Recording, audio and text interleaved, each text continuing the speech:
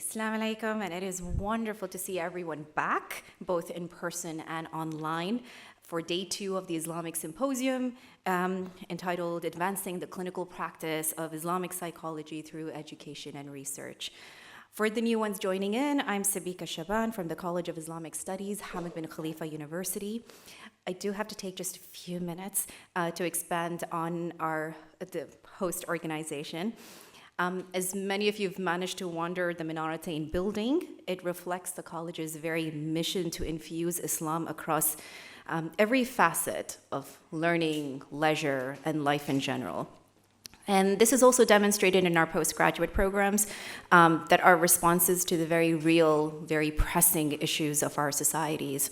Whether we talk about Islamic studies and engagement with contemporary societal needs and popular and intellectual movements, or how we engage with Muslim cities, urbanist responses to a growing refugee crisis, or the preservation of our heritage, and how we address ethical dilemmas that rise from the emergence of new technologies and AI, bioethics, gendered debates, arts, business, migration, how we shape the financial institution to be compatible with our Islamic values, and how we respond to urgent global trends of increasing humanitarian crises, language preservation, blatant human rights infringements, and so much more. So this will be our plug to please keep an eye out for our announcements in your inboxes, follow us on our social media channels, keep us just to keep updated on how you can engage with these various conversations with HBKU's College of Islamic Studies. And with that, it's an honor to welcome back Ustad Sayyid Jamaluddin Miri of ISIP to take us through the rest of the program today, inshallah. Assalamu alaikum.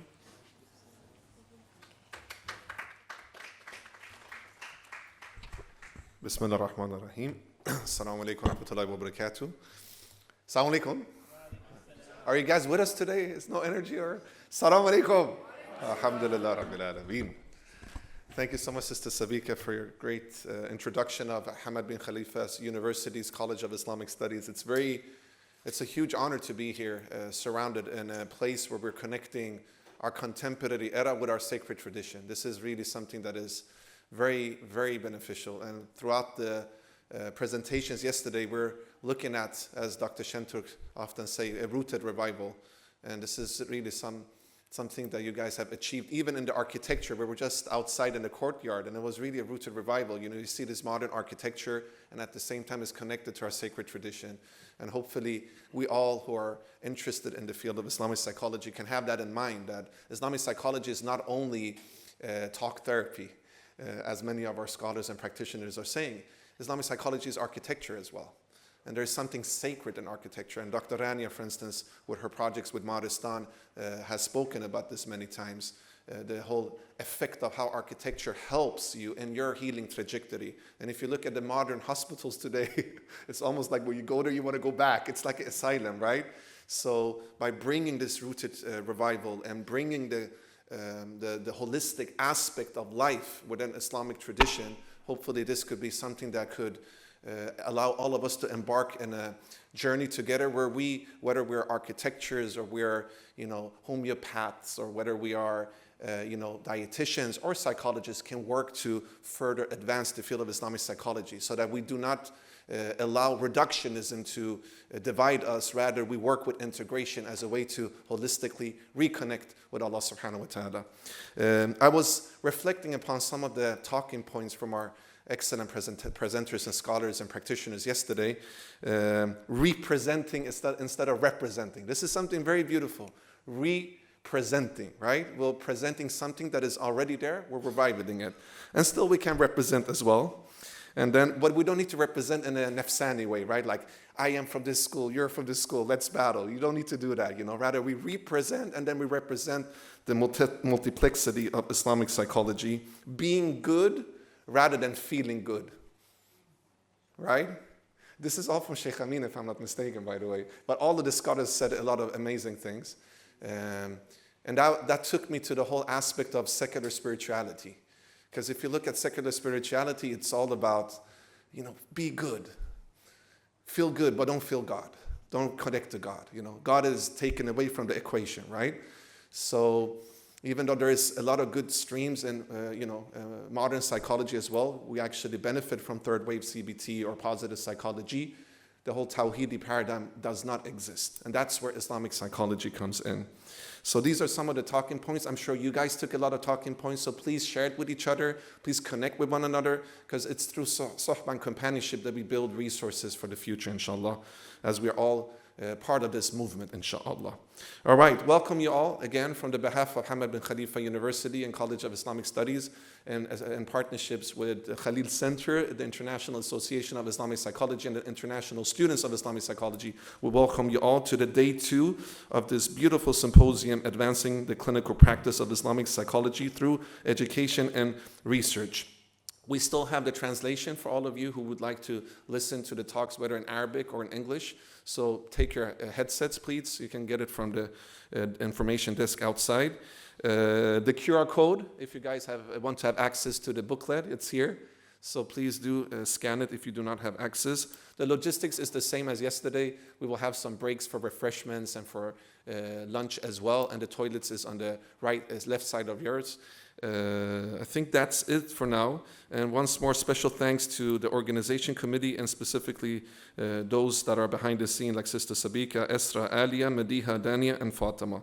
So after lunch, as we highlighted yesterday, we will have a roundtable discussion, inshallah, for the scholars and the practitioners and those who are invited. So for all those who are invited, please stay here after the lunch and do not go anywhere. Jazakallah khairan.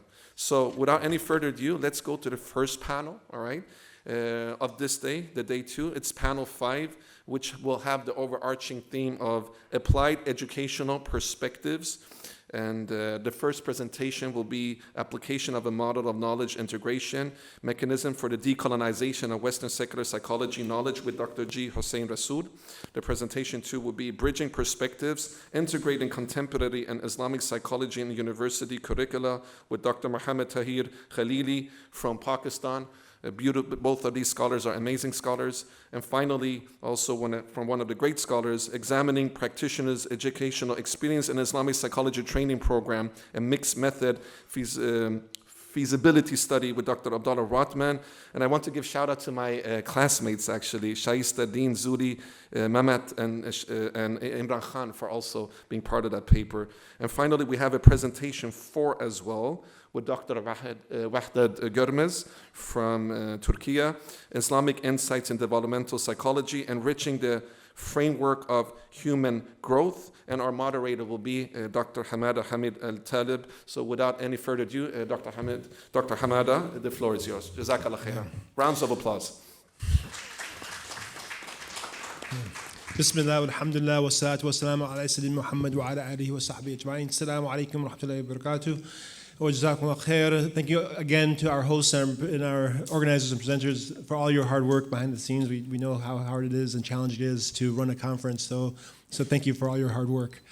So the way I was invited initially was a discussant. So I look at myself more of a discussant than a moderator, and that means I'm going to discuss and help frame the panel very briefly.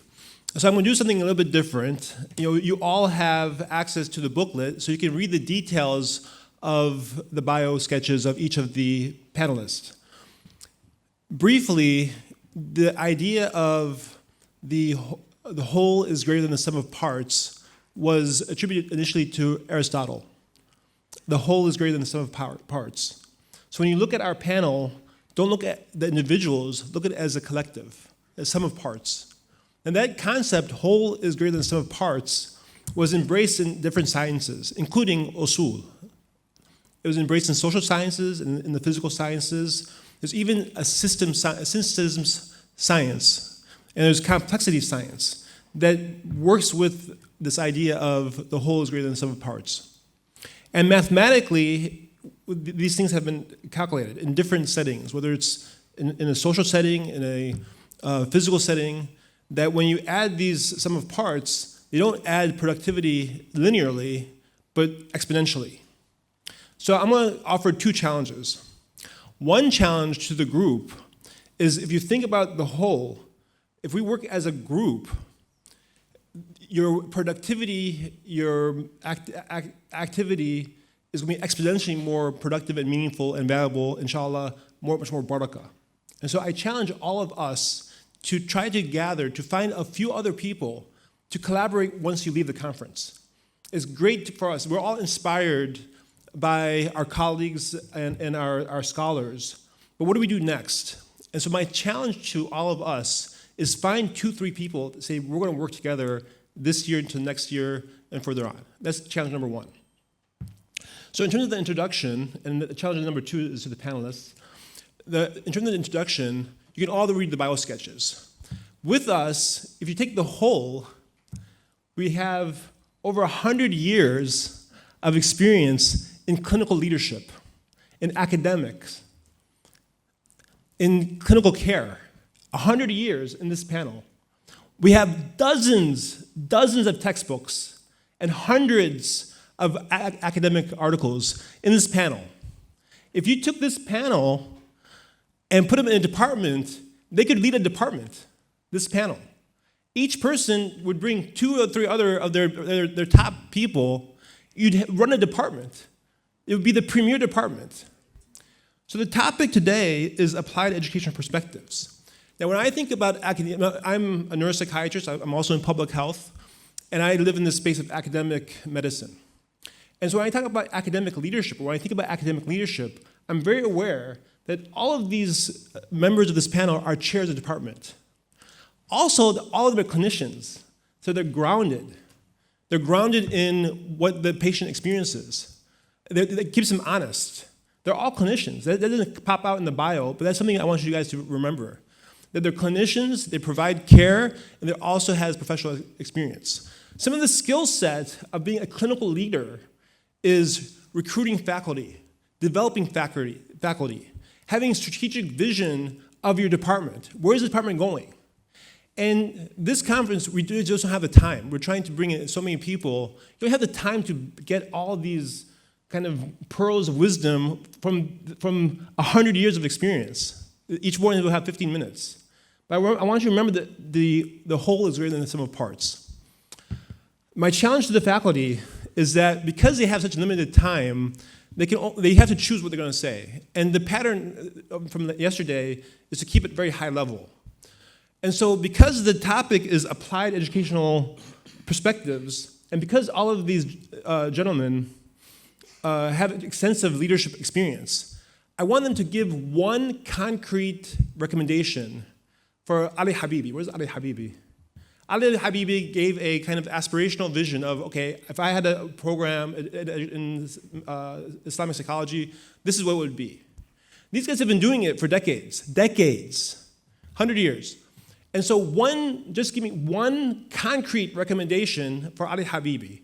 And after 1, 2, 3, 4, you have 4 steps closer to achieving that goal. Okay, so without further ado, we'll start with Dr. Hossein Rasool. Again, you can read his bio. A thought leader in Islamic psychology, also a clinician for 30 years. And so, Sheikh, Dr. Rasool, do you want to speak over here or the podium? Okay, yeah, you're welcome to go. No, we're not going into your few minutes. Yeah. Thank you very much. What do I do? You can use both. This one, and you can use keyboard. Let me try. Okay. Start. Okay. أعوذ بالله من الشيطان الرجيم. بسم الله الرحمن الرحيم. الحمد لله رب العالمين والصلاة والسلام رسول الكريم وعلى آله وصحبه ومن سن بسنة يوم الدين. رب اشرح لي صدري ويسر لي أمري وأحلل عقدة من لساني ويفقهوا قولي. السلام عليكم ورحمة الله وبركاته. Anyway, to cut short, thank you very much everybody who invited me. So 1 minute gone anyway. So I shall my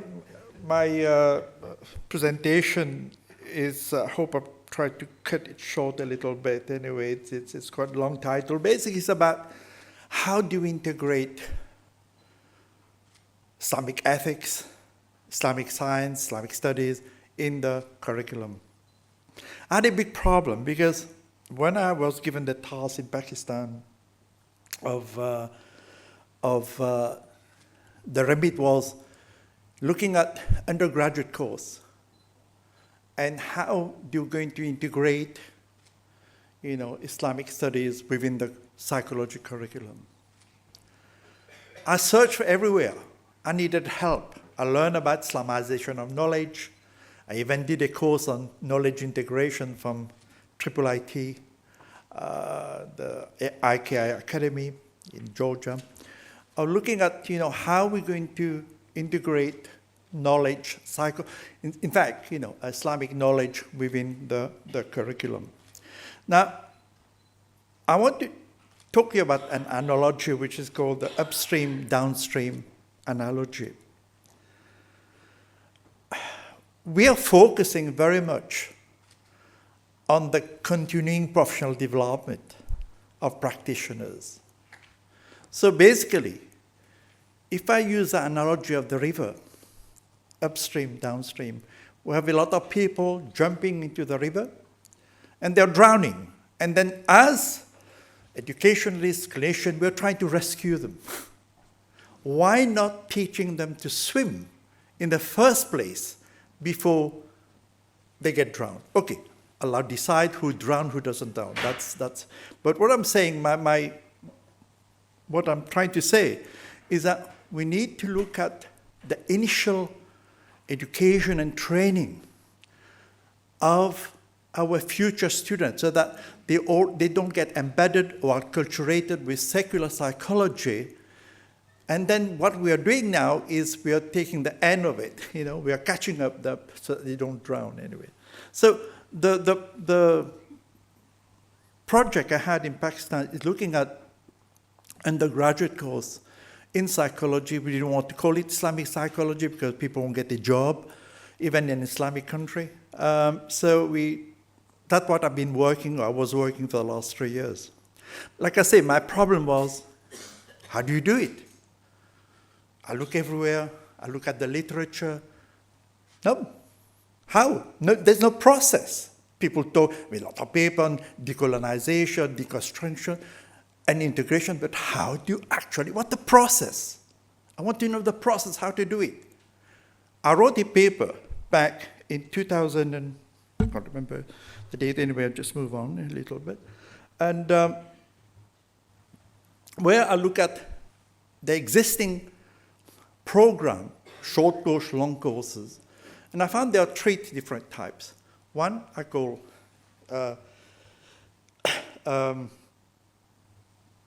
the bolt-on model, where you do everything else and then you add a module of Islamic psychology at the end of it.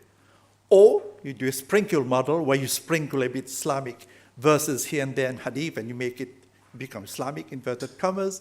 Or the third one is the integrate model. Now, as far at that time, most of the courses went between those two, the first two, the sprinkle and the.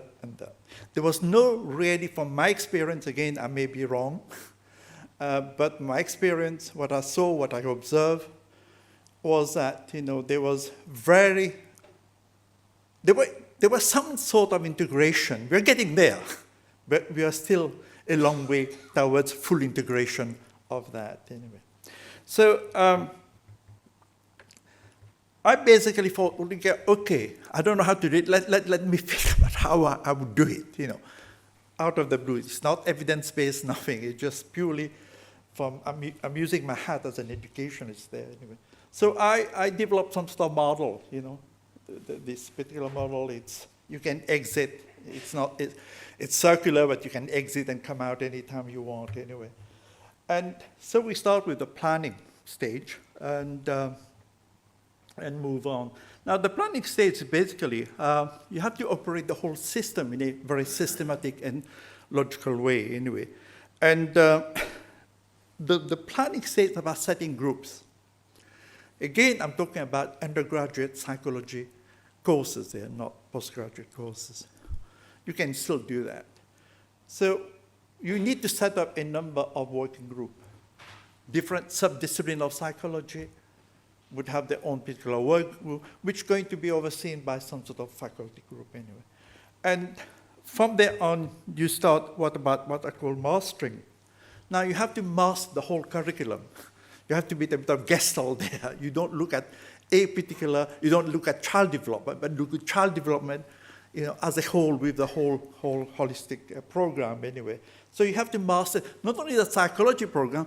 The problem we have in most departments of psychology, what about Islamic studies? Now, this is where you have to have interdisciplinary, contact and collaboration. You need to have the education department. You need also to have, like what the model they're doing here is excellent, alhamdulillah, anyway, I'm glad. That's good practice. That's what I call good practice, because I know I was in trouble of saying that most clinicians are not educationalists. We think we are, but we are not. So bring in the education department, bring in the Islamic studies department, and the psychology department, you have a connectedness, integrated program, because why people study education up to PhD? If we all clinicians, we know about education, we don't need these people. So you need to bring all these together and collaborate so that they can give the educational principle, the curriculum design, the curriculum development, what model you're going to have, what philosophy of education here. When you look at most of the courses we have, what is the philosophy about those courses? What the curriculum design and development? And when I look at them, sometimes there's no what we call constructive alignment. The learning outcome doesn't match the content or the methodology or the assessment. Anyway, that's another issue. Let's move on. How much time I have left? Now to deconstruct it, it's a big word, but basically it's about, we need to broaden our knowledge of the landscape of the subject matter of the theme for each of the psychology disciplines. So that's why we have specialists. We have people dealing with child development or biological psychology, or whatever it is in undergraduate. They would be able to look at the program as a whole and see how they're going to deconstruct. And then that's important, curriculum mapping. You're going to take themes. Curriculum mapping is basically, it's a reflective practice. It's a process that we try to identify content, method, and assessment. And you can do all sorts of things like curriculum maps. This is a very practical thing, not a theoretical thing anyway. You need to like concept maps. And I tried to do one. I think I've done one. Basically, I know it's handwriting there. But this concept map was based on Maqasid methodology. Yeah? If anybody don't know about Maqasid methodology, it's from Jasser Oda, Maqasid methodology. I used his methodology of trying to, this was a very simple exercise anyway, of trying to use all these elements to try to produce some sort of mapping, of this anyway. We could do that with any subject. This is one example of mapping, okay? It's not the, So you have to look at mapping subject, mapping theme, how they and then connect them together. I'll move on. The other thing is we need to have the scope or level. We need to make decisions about, the breadth of knowledge. How much should you teach? But also level. Is that level 1, level 2, level 3? Because you need to have prerequisite. If somebody can't do biological psychology if they have not done introduction to psychology. This is that's what I'm saying, level, is that there should be some sort of educational prerequisite before they move on. It's like from being an apprentice to being mastering of skill. So different stage, different level, different skill as they go along, and so forth. And that's what we mean by scope and level. If you read my paper on Islamic studies, which I wrote 2021, something like that, you have all these in there anyway. So that's what we mean by scope and level integration. And one thing we don't do, and I think there's a dichotomy. We are producing all these courses, but has anybody done any training need analysis? Are we matching the content, our course, to the needs of the practitioner? Because what's going to happen, I've seen it happening with mental health, is that there will be a gap between what you teach And when they go to the clinic, when they go there, it's a very different world. You know? So we need to have this in mind to make sure that what the content of the curriculum is matching the needs of the practitioner there. You know. Otherwise, we're going to follow the same problem with addiction, with mental health, where what we teach in the college, university, doesn't match the needs of the practitioner. So we need, maybe sometimes you can't do it, it's practical, is to look at trend analysis, and this is just a process which you go through. And finally, there are three main criteria for knowledge integration.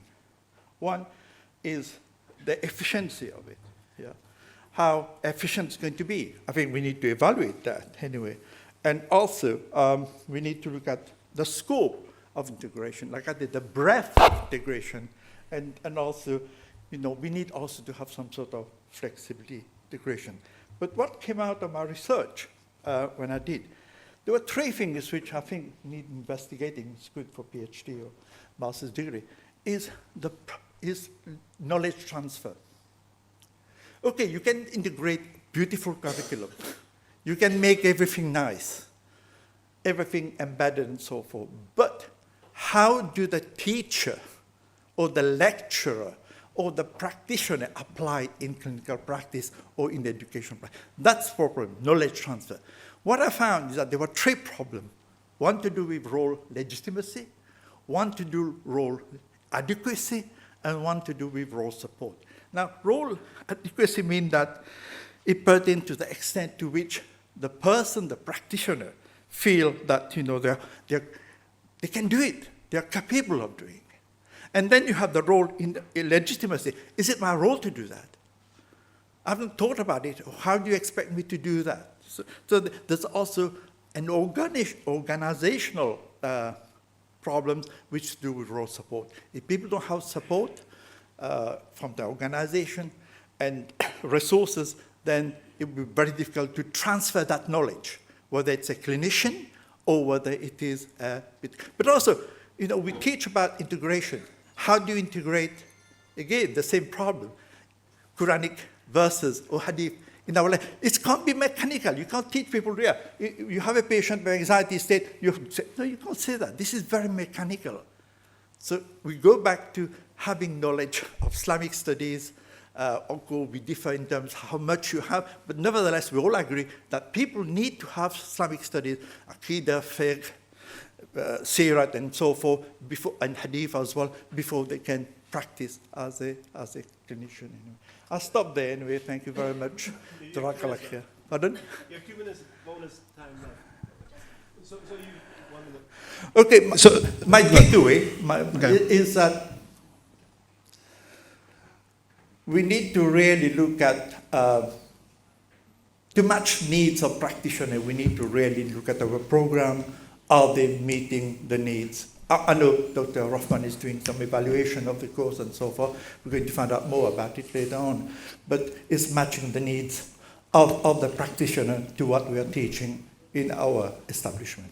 That's my takeaway point. Jazakallah khair. Thank you very much. So as Dr. Muhammad Tahir Khalali comes to, do you want to speak from there or from the podium? Whatever you prefer. From there, fine. Yeah. So I counted, by the way, at least 8 concrete example steps. So Jazakallah khair for that. Yeah, this side. Yeah, he's coming. So Jazakallah khair for that. And as you can see from the bio sketch, Dr. Muhammad Tahir Khalili is Professor of Neuropsychology, Dean Faculty of Social Sciences, and Shifa Tamir at Maladi University, Islamabad. Bismillah ar-Rahman ar-Rahim. Rabbi shrah li sadri wa yassir li amri wahlul uqdatan min lisani yafqahu qawli. First of all, thank you very much, Dr. Huma and Dr. Rajab, for organizing such a wonderful event. I think this is a very exciting moment that we are here, and this is very much closer to my heart because I usually talk about integrating, and I usually educating that Islamic psychology should be a part of the mainstream psychology. It should not be separated, segregated from the mainstream psychology. And for this, I am working for the last more than 10 years. Even in the papers, in the researches, I am trying to adopt the evidence-based approaches indigenously to our own culture and with our own religious perspective. This is the main purpose of our institution where I used to work. That department was established by the late Professor Malik Badri, I mentioned as well. Allah may give you high place in Jannah. And then in 2011, I joined Department of Psychology, International Islamic University. There, I introduced the Islamic psychology course, but historically in Pakistan, the Muslim psychology course, they were taught in the university since 60s, and then in 80s, they were approved by the University Grants Commission, and later Higher Education Commission endorsed those courses. But later on, we changed the title, the nomenclature of this course from Muslim psychology to Islamic psychology. At the PhD and MS level, it's compulsory, and at the BS level, it is optional. But majority of the students, they takes this course at the BS level as well. I must acknowledge the co-author of this paper, Dr. Fatma Khurram. She is a clinical manager, and Sayyid Ayad Zainab, a PhD scholar, Musira Ayman, a lecturer, and Warda Ashfaq, a lecturer, and Dr. Tamkeen Salim, HOD of the psychology department. I won't go in detail because you all know the perspective that contemporary psychology is rooted in the Western model. And that definitely, we don't have any shame or any regret because it's a human experiences and they worked a lot. We acknowledge their contribution.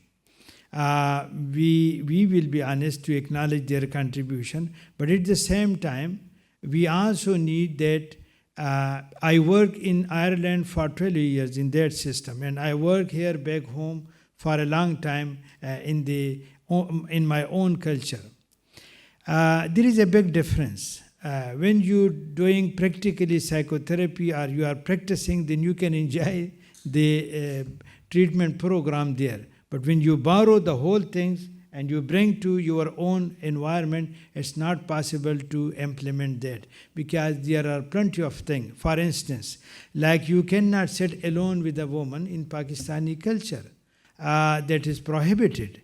Then how you can modify this? How you can get idea of her illnesses? There are plenty of this. Is just a very simple example. Then we need to have this Islamic and cultural perspective integrated to the Western or the modern, the contemporary psychology. I would say the contemporary psychology because if you look at the Western model, then that is, don't take me wrong, that is the model of the minority. Majority of the population, they are in the Asia, in China, in Pakistan, Bangladesh, subcontinent, even in the Middle East. Their representation is very less. It is a very small population they are dominating. Initially, they physically dominated us in the form of colony, but now, through the social media, we are also influencing. We are not free now.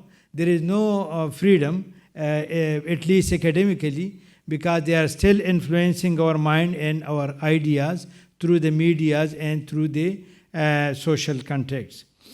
But we don't have any way how we can, if we get isolated, then we will be isolated. We will protect ourselves, but we will not be in the mainstream. But if we enter in the mainstream and if we introduce this Islamic thoughts, Islamic ideology, Islamic principles, and we transform the individual. It's not just the teaching, just to transform the individual to be a psychologist, a very good psychologist. He can administer MMPI. He can do any CBT or community reinforcement approach. But at the same time, he is a very firm Muslim, a firm believer in Tawheed, and he has this principle, and his work is grounded in Islamic teaching. Then we can work hard with the mainstream psychology, and then we can introduce. In this study, I felt that we need to have Islamic psychology in the mainstream. If we segregate this, there will be plenty of problem. There will be resistance, hard resistance. The people will not get job. Some people, they are missionary people. They can do, they are not doing for the sake of the job. But majority of the people in our countries or in another country, they do education to get a nice job. Then I think through this ideas, we had the aim of this study to explore experiences of academicians engaged in integrated Islamic psychology and contemporary psychology within university curricula. We chose two universities, International Islamic University, Islamabad, that is a public sector university, and Shifat Amir Millat University, that is run by a foundation. We adopted the qualitative method where we developed an semi-structured interview and depth interview through literature and pilot study. We took a sample from the two universities, that is the 15 academic teaching faculty, 8 from the International Islamic University and 7 academic, like starting from lecturer to professor, that is from the Shifat Amiri Millat University. We also had the inclusion criteria, those who are teaching psychology for many years, but they have this Islamic psychology background. Particularly, majority of them, they attended the Abdullah Rothman and Rashid Skinner course and Dr. Human and Dr. Fahd Khan courses. But in addition to that, they also studied many courses and many books of Islamic psychology. And one advantage was there that we had a very good faculty of Usuluddin. And they were very cooperative, and we had a close liaison with them. They guided us from time to time, and even they participated in our research, and we have some joint collaboration and research paper on different topics, on a range of topics in psychology. We developed this interview guide, and we got the informed consent, and then we collected the data, and we used this thematic analysis using in vivo 12 plus software. Just to cut the long story short, because of the paucity of time, I won't go in details. This is the demographic data. The age range from 30 to 45, 13, 87%. It's good that these people are growing, and in future we have this coming Islamic psychologist-oriented individuals. We have a male 4, but fortunately female are more than the male. 10 lecturers, they are young people, they will go further, they will study more Islamic psychology. 1 assistant professor, 3 associate professor, and 1 professor we interviewed. And this is the years of experience of these individuals. We looked at these areas, for instance, like Islamic psychology as described by academicians, because there is a differences. Some people think, like back home, we have this thing, and there is a discourse on it, that Rohani Bimari, but some people say no. The majority of the scholars say no, there is no Rohani Bimari, there is Nafsani Bimari, because Ruh, that is Amri Rabbi, we have little knowledge of the Ruh, but we have to deal with the Nafs, the Nafsani Amraz and Nafsani Bimari mean disease. That is the Rohani Bimari, they are using the terms in Urdu. A second problem was contemporary psychology as recognized by academicians, because most of the academicians, they think that if you have a degree in the contemporary psychology, then you can survive, otherwise you won't survive. And Islamic psychology in relation to the contemporary psychology, and then what will be the how we can looking forward to integrate Islamic psychology to the mainstream psychology, and the barriers and facilitators. This also you will find some barriers, but there are some facilitation as well from some part of the institution, and future recommendation. The first one, the academician describe Islamic psychology as a holistic approach. They think that we should focus on the self, and they translate self as a nafs in Islamic psychology. For ruh, they use the word soul, because they didn't use the word spirit, because spirit has some negative connotation. They say that we also need to have this uniform glossary, that we should use uniform words throughout, and they are trying that why we shouldn't educate for the uniform terminology, uniform glossary. Some people use soul for the ruh, some people use soul for the nafs, but the main focus they showed that it will be nafs. And they think that our heart is connected to the ruh, the light, the divine light, and the heart has an access to the nafs ammara, and shaitan has access to nafs ammara. And they think that if somebody does something wrong, then there will be a black spot on the heart, and we need to work on the nafs lawwama.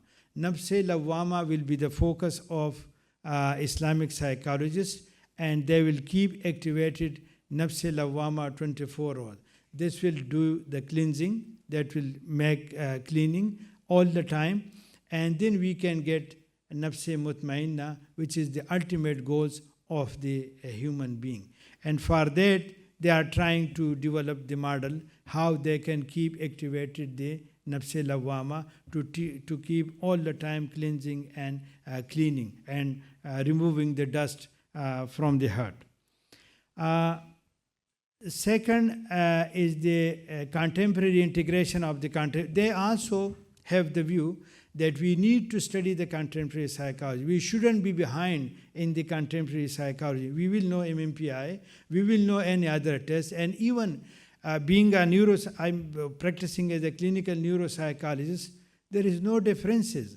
Like suppose if someone has traumatic brain injury and he has developed some cognitive deficits, then there is no differences with the other people. They have done a great job, and then you can utilize that. And that's why they said that we will be in the mainstream psychology. We will have this skill and this model, but we will also have the Islamic psychology as a prominent subject in our syllabus. Then they tried to integrate the Islamic side, and we did this experiment. Now, some of our students, they have completed their PhD. One has developed a very good scale that is called Melodies of the Nafs. We identify 12 melodies of the nafs. In Urdu, we call uyub. Probably it's also an Arabic term, uyub. Melody 1 is aib, and plural is uyub. Like hasad, jealousy, ghadab, anger, ostentation, riya. These are 12 melodies which were identified.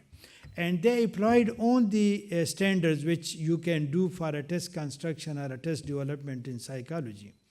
And we develop this skill, we generate the pool of items, and then that was reduced by a committee approach. And then we determine the psychometric properties of this scale. It will be nearly published. I will share with all of you, and you can utilize to assess the melodies of the nerve. I think my time is up. I will just go for the recommendation. At the end, I will give you one recommendation. And that recommendation will be that Islamic psychology should be a part of the mainstream psychology. It should not be segregated. Like the way in the colonial time, the British did, that they make madrasa for the teaching, Islamic religious teaching, and schools for the for the worldly things. Then I think we shouldn't do this separation, but we should be integrated in the mainstream. Thank you very much. Thank you very much once again.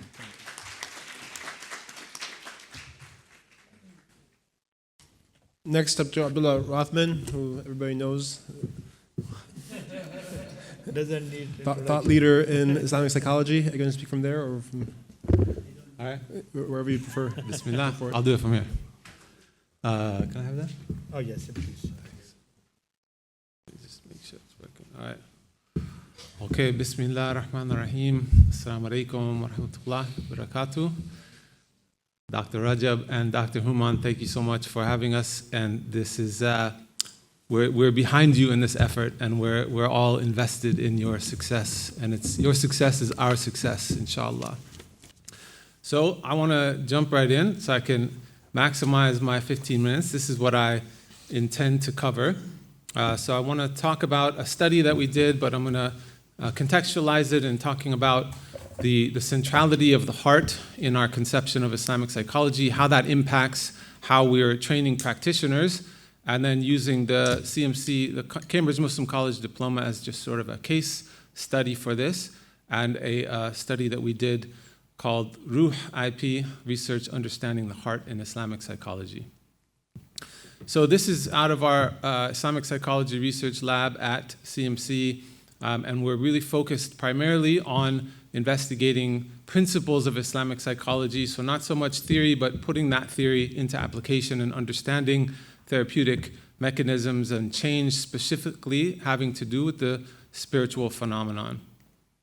And so there are lots of different approaches, and we've covered some of them in this conference, and there's approaches to Islam and psychology, and so what I want to talk about is just the assumption based on Professor Malik Badri's work of really saying that we should be doing this from the ground up as a model of Islamic psychology, differentiated from blending in Western paradigms. So understanding the human being as the Quran lays this out, and not necessarily a comparison or overlay with a Western one. And there's lots of different models for approaching this. Essentially, these are interpretations of what this and synthesis of what this Quranic paradigm is. This just happens to be my version of that and an attempt in this model. But in all of them, it's pretty clear that the heart, the qalb, is central. It's the central aspect of the human being, and that we're talking about not just the nafs, but the aql, the ruh, the qalb, and the qalb and the ruh are always getting mentioned. Everybody seems to agree that these are fundamental aspects. And that it is an integral picture of the human being. And so, however, it seems that we tend to, because we're still in this Western academic milieu of science, and we're talking here specifically about clinical applications, we tend to base these discussions in these milieu that are inherently have an epistemological bias towards what can be measured. And fundamentally, when we speak about the ruh and the qalb, these are aspects of the ghaib, the unseen reality of the human being. And so most of us are trained clinicians, trained in the West. That's how we got to have PhDs in these things. And we happen to be, all of us, whether we realize it or not, are contemporary human beings. And whether we like to admit it or not, we're influenced by Cartesian dualism and materialism. And so we have this tendency to focus on cognitive behavioral aspects. And so in this model, looking at from the sort of middle line there up, and I indicate this being a sort of a Western approach, a Western model that's based on this notion that there really isn't an unseen reality, and so we only deal with the aspects of the human being that we can understand and measure. And that maybe we talk about emotions, but I would argue that emotions are sort of a surface level of certain dimensions of the qalb. And so then people say, which means that we're this whole entire sort of darker parts of the iceberg that are sort of shrouded in mystery become avoided, right? And they don't disappear. So when we have a client in front of us, they still have a qalb, they have a ruh, they have a spiritual reality. But we may or may not be dealing with the elephant in the room because we feel nervous about this. And so people say, how do you actually engage the qalb in a clinical aspect, in a clinical engagement? And interventions, I find that talk about the ruh, like ruh interventions, tend to be acts of ritual worship, which I would say are a little bit more behavioral, and we're not necessarily talking about maqamat or ahwal, or spiritual states. And so we need to acknowledge these things at the very least, and I would say learn to move towards a place where we can increase people's competency in dealing with the reality of the spiritual state of the human being. And so the focus on this conference is on education and training practitioners to do Islamic psychology. And so how do we get trainees to engage in this experience of aspects of the whole self? So in this research that I did in the scope of Islamic psychotherapy, this model is sort of distinguishing it from religious and spiritual guidance. So, and as you can see, participants were saying that in their practice of doing this work of being an Islamic psychotherapist, their conception of the person is centered in the heart, and so therefore the focus of therapy should be in the heart. And evidence suggests that the engagement with the spirit, and therefore spiritual guidance, to some degree is inevitable. Because if we're really doing Islamic therapy, rather than just calling it by name and doing the sprinkling approach of names, then what is Islamic? It's this notion of the whole being in surrender and in submission to Allah subhanahu wa ta'ala. And so if we're seeing the client as a soul with the ruh and the qalb, and we're not avoiding that reality, then it sort of changes the CBT dominant approach of talk therapy. We have to recognize that the soul that we're talking about has a reality of being embodied. It actually exists here in the physical body, in the jism. And so this training practitioners in this new space of Islamic psychology, we need to make sure that they're comfortable and confident with their own inner reality, their own qalb and ruh and spiritual states. And as Dr. Salimi said yesterday in his talk on ethics, we need to work on purification. And it makes sense talking about it in a conversation on ethics because it becomes an ethical obligation when we're starting to introduce the spiritual reality more than just religious discourse. And so we need to get our practitioners to be working on their own inner self. And so this model was mentioned a couple times yesterday by Dr. Rania and also by Dr. Khalid. And this Venn diagram, this space where the Islamic therapist exists, it becomes incumbent upon them to do this purification of the heart. And so how does that impact our discussion on curriculum and program development? It's not only about book knowledge. We can't only be talking about history and concepts and theory and rational proofs. And so I guess my question is, should these Islamic psychology programs only be ta'lim? Or if we're approaching this education as Islamic, rather like the Islamic as an adjective to education rather than the content of which we're teaching about Islam, then do we not need to incorporate tarbiyah?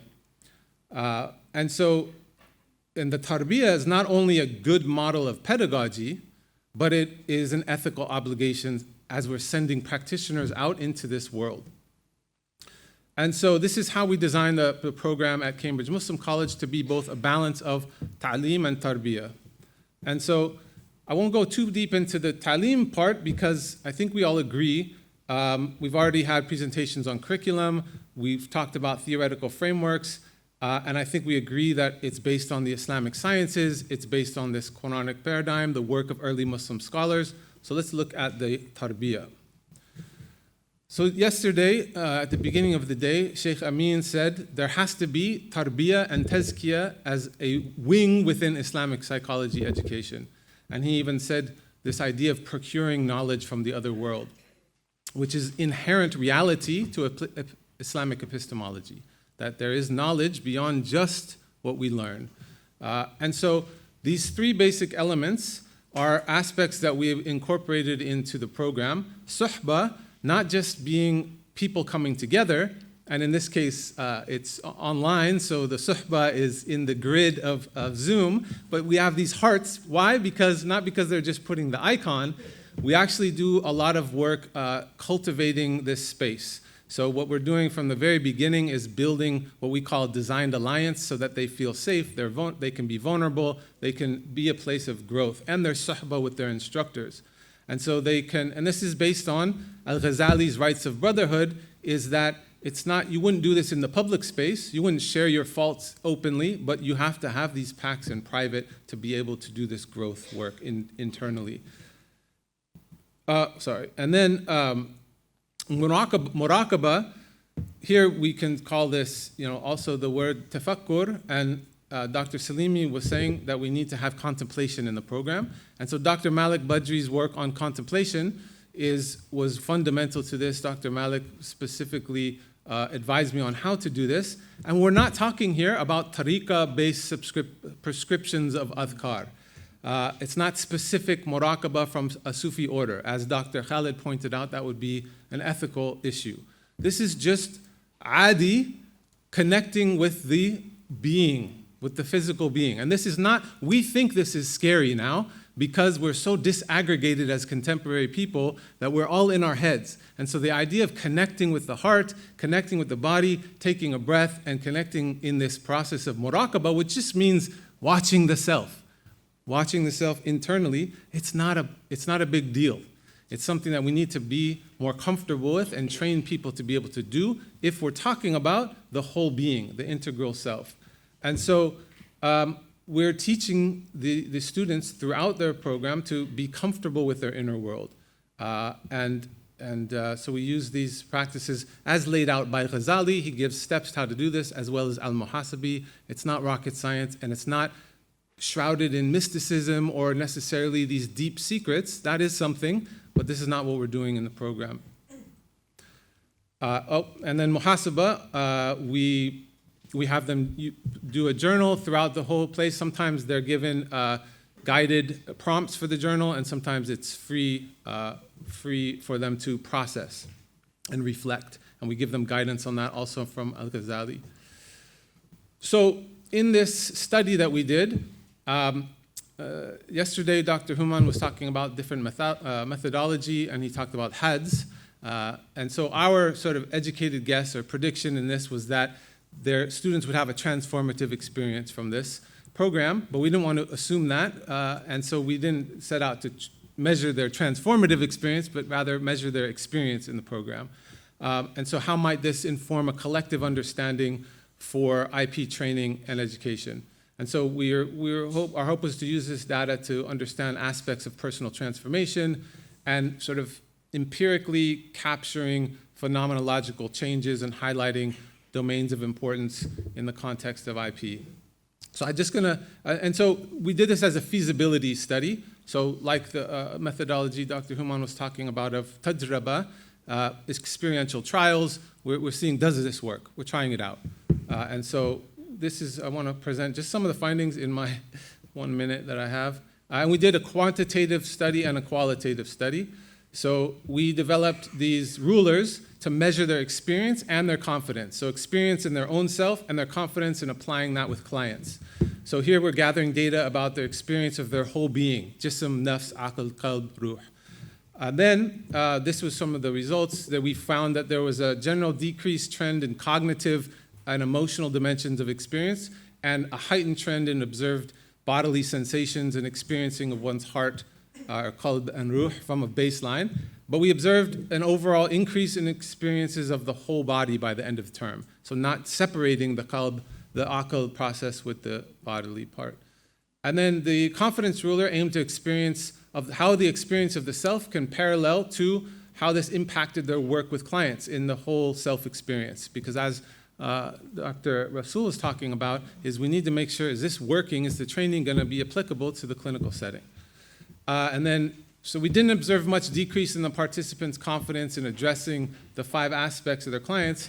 Unlike the self-experiencing ruler, participants increased in their confidence in addressing the aql with clients, even though they themselves might focus their attention towards the aspects involved in influencing the heart. So they're able to balance this, and it demonstrated that there was a clear transformation where the practitioners were increasing their confidence of applying this in their work, and a key aspect of the work was through their reflection and personal growth.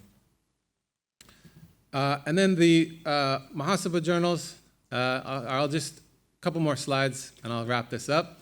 The qualitative piece, we looked at their Muhasaba journals, which were free form, and we were able to determine, do a qualitative study and determine these themes from them. They reflected development and growth in a linear manner with greater integration occurring in the later parts of the program. And an ongoing sense of overwhelm and anxiety and uncertainty was present throughout. It's not that they're spiritual bypassing, they're integrating. So they're able to deal with their tensions and their anxiety, but the intensity was being able to be managed. And so this seemed to indicate that engagements with cognitions and somatic experiences and behaviors, as well as the qalb and ruh, rather than a separation. So it's seeing the whole self. And so considering the qualitative and quantitative data together, it was clear that it doesn't mean that they're avoiding these things, but like I said, a greater awareness. And it was really helpful to have the quantitative and the qualitative data together to understand what was happening in there. And it gave them a broader confidence in putting this with their clients.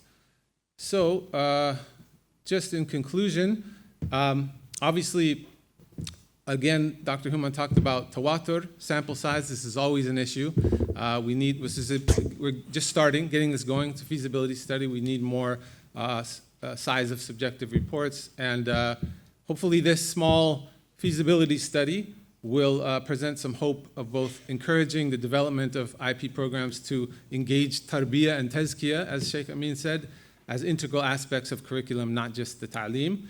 And inshallah, this can show some precedent for how we might be able to even measure the trainees' progress in these transformational states. And I just want to thank my team, my co-authors. These are all graduates of the Islamic Psychology Diploma. They were in the first cohort. Jazakallah khair. Thank you so much. Jazakallah khair. Very important research. I appreciate your work. If you had one concrete advice for a new program based on your research. Incorporate tarbiyah into your Islamic psychology programs. Jazakallah khair. Sorry. Okay. Okay, now we end with our final talk by Dr. Vahdat Gormez, a fellow psychiatrist. We will talk about development, his expertise in child psychiatry. We'll talk about developmental psychology and attachment in Islamic perspective. Assalamu alaikum. Right, so I haven't spoken in Islamic conferences before, and this is not my field of knowledge and experience, I must admit. So I am a psychiatrist, and I specialize working primarily with children and young people, 0 to 18. And if they have neurodevelopmental disorders, that needs to follow up maybe age 20. In the last 10 years, this has been my primary work. But when someone comes to you, a young person or a child. Oh, so okay, this one, sorry, yeah, this one. Okay, so comes to you with a psychopathology, whatever the name is. The inevitable question is that whether this could have been prevented in the first place. Whatever that we could have done that could have prevented this person, this family being so dysfunctional. And as we know from the experience, from the theoretical knowledge we have, is that you can't attribute the current problem to a single triggering factor, even if it is trauma.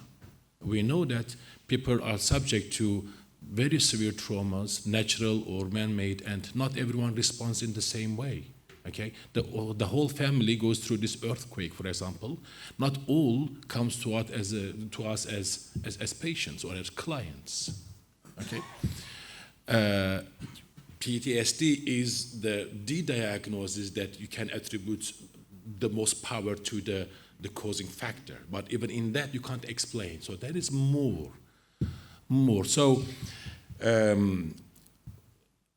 In Islamic psychology as well, that I haven't actually heard much about the scholars talking about the theories of developmental psychology that really must be revisited. So my talk will be just briefly go through just briefly some of them that we really need to rethink, rewrite, reinterpret, and mainly focusing on attachment theory from Islamic perspective. And as I said, my knowledge and my presentation based on what I have read. I haven't done any study, and no study has been done on attachment theory anyway from Islamic perspective, especially from Islamic perspective, especially studying on whether, for example, the child's attachment behavior with the parent corresponds to the parent's attachment to God in Christianity or to Allah subhanahu wa ta'ala, whether that corresponds to each other. Hasn't been studied anyway, but there is a lot of work needs to be done in the field, in the realm of developmental psychology, undoubtedly. So as a psychiatrist, when we try to understand or treat a case, we follow the classic biopsychosocial model. It's a really powerful model that, so we understand the biological components of the problem before us, the psychological and the social. So, of course, there was a need for spiritual or religious factors as well that has been incorporated. And as you know, if there is a need, for people anywhere, it is the U.S. that would provide it to us. So now American Psychological Association has, as you can see, put a lot of importance and stress on publishing new journals about studying religion, studying spirituality. So if there is need for religion, it is them who would provide anyway. So that's biopsychosocial model of it helps us to understand why the problem has started in the first place and has continued so far, and also design our treatment program planning as well. But our understanding of psychopathology is based on this theoretical frameworks related to the developmental theories in psychology. For example, the Freudian psychosexual development. We shouldn't think that it has been outdated and it doesn't have influence anymore on any of us. It does really. It affects art, it affects literature and cinema and all fields of life. And imagine that on one hand, the Freudian psychosexual theory says that every child is born with a mental apparatus that is the main motivation for which, or the energy for which is to avoid pain and to seek pleasure, right? The pleasure principle and avoidance of pain. That is the main motivator. And then it goes on saying that after a certain age, especially in the phallic phase, remember, that a child has this unconscious wish to possess his mother and to eliminate his father. Okay, and in order to possess his mother, he has to eliminate his father, and the main motivation for which is sexual jealousy. And as soon as he realizes actually that, all his temper tantrums, anger outbursts gets retaliated by the father, who is the power figure. So he develops this castration anxiety, and then spirigo develops towards the end of phallic phase, and then identifies with the self, with the same gender parent. And on the other hand, remember the hadith saying that every child is born upon a fitrah, a natural constitution, an innate disposition towards development of Tawheed, Allah subhanahu wa ta'ala's oneness.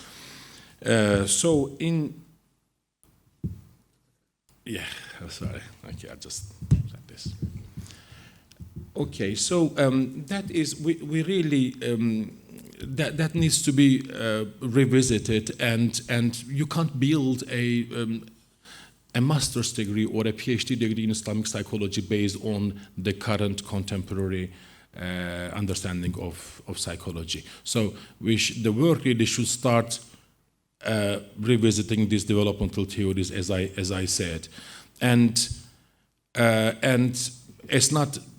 Remember John Locke's the British philosopher, that each child is born with a completely blank mind, and that everything is given and by the environment. Well, but that's not the case. Really, the human mind is not tabula rasa. So actually, I thought whether we could develop a curriculum, at least to start with, blending the Islamic principles of psychology with the current understanding of modern developmental psychology. So I drafted one actually, but it's very basic. So I'll just go through that. It will be my slides, and you can read afterwards. But I would like to focus a bit on this attachment theory. So the attachment theory is postulated by Bowlby and Mary Ainsworth. So basically, remember, he says that there is an attachment figure that is a parental figure who is sensitive to the child's needs, and who provides the care and the safety in times of distress. So the attachment figure functions as a source for safe haven and secure base. That means when there is external threat, there is a shelter for the child to seek safety, and knowing that you have this safe safe haven, then you can start exploring. So then that means that first you develop trust in others, that they will meet your needs, and then based on that, you can only develop trust in yourself. So basically, the question actually has been whether this really attachment theory can be applied to the people's relationship with God. It has been studied a lot, especially by Lee Kirkpatrick, and he's written extensively about it and written a book about it, that really the child's relationship with the parent as attachment relationship is similar to a adult's relationship with God. That God is the ultimate attachment figure who is always there and is a source of trust And actually, it has been studied in qualitative and quantitative research, and there has been lots of actually papers come out of it, but it hasn't been studied from Islamic perspective in some ways. Actually, there are lots of things that's missing. For example, especially whether the attachment of, as I said, that attachment of a child with the parent corresponds to that of parents with Allah subhanahu wa ta'ala. Whether when we talk about attachment to Allah, whether are we really talking about talking with the concepts of attachment theory, with the key words of attachment theory. So, okay, so first of all, as we know, so is that attachment relationship is top-down and bottom-up. So there is an attachment figure who provides safety and care and love and is a source of trust, and then the bottom up, that there's a child who is in need. So Asma al-Husna would be a good really source here.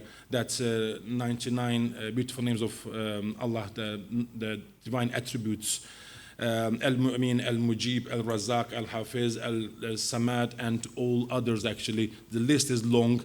That the literature says that, well, these are the qualities of an attachment figure. So Allah subhanahu wa ta'ala, omnipotent and omnipresent, wherever you turn your face, He is there.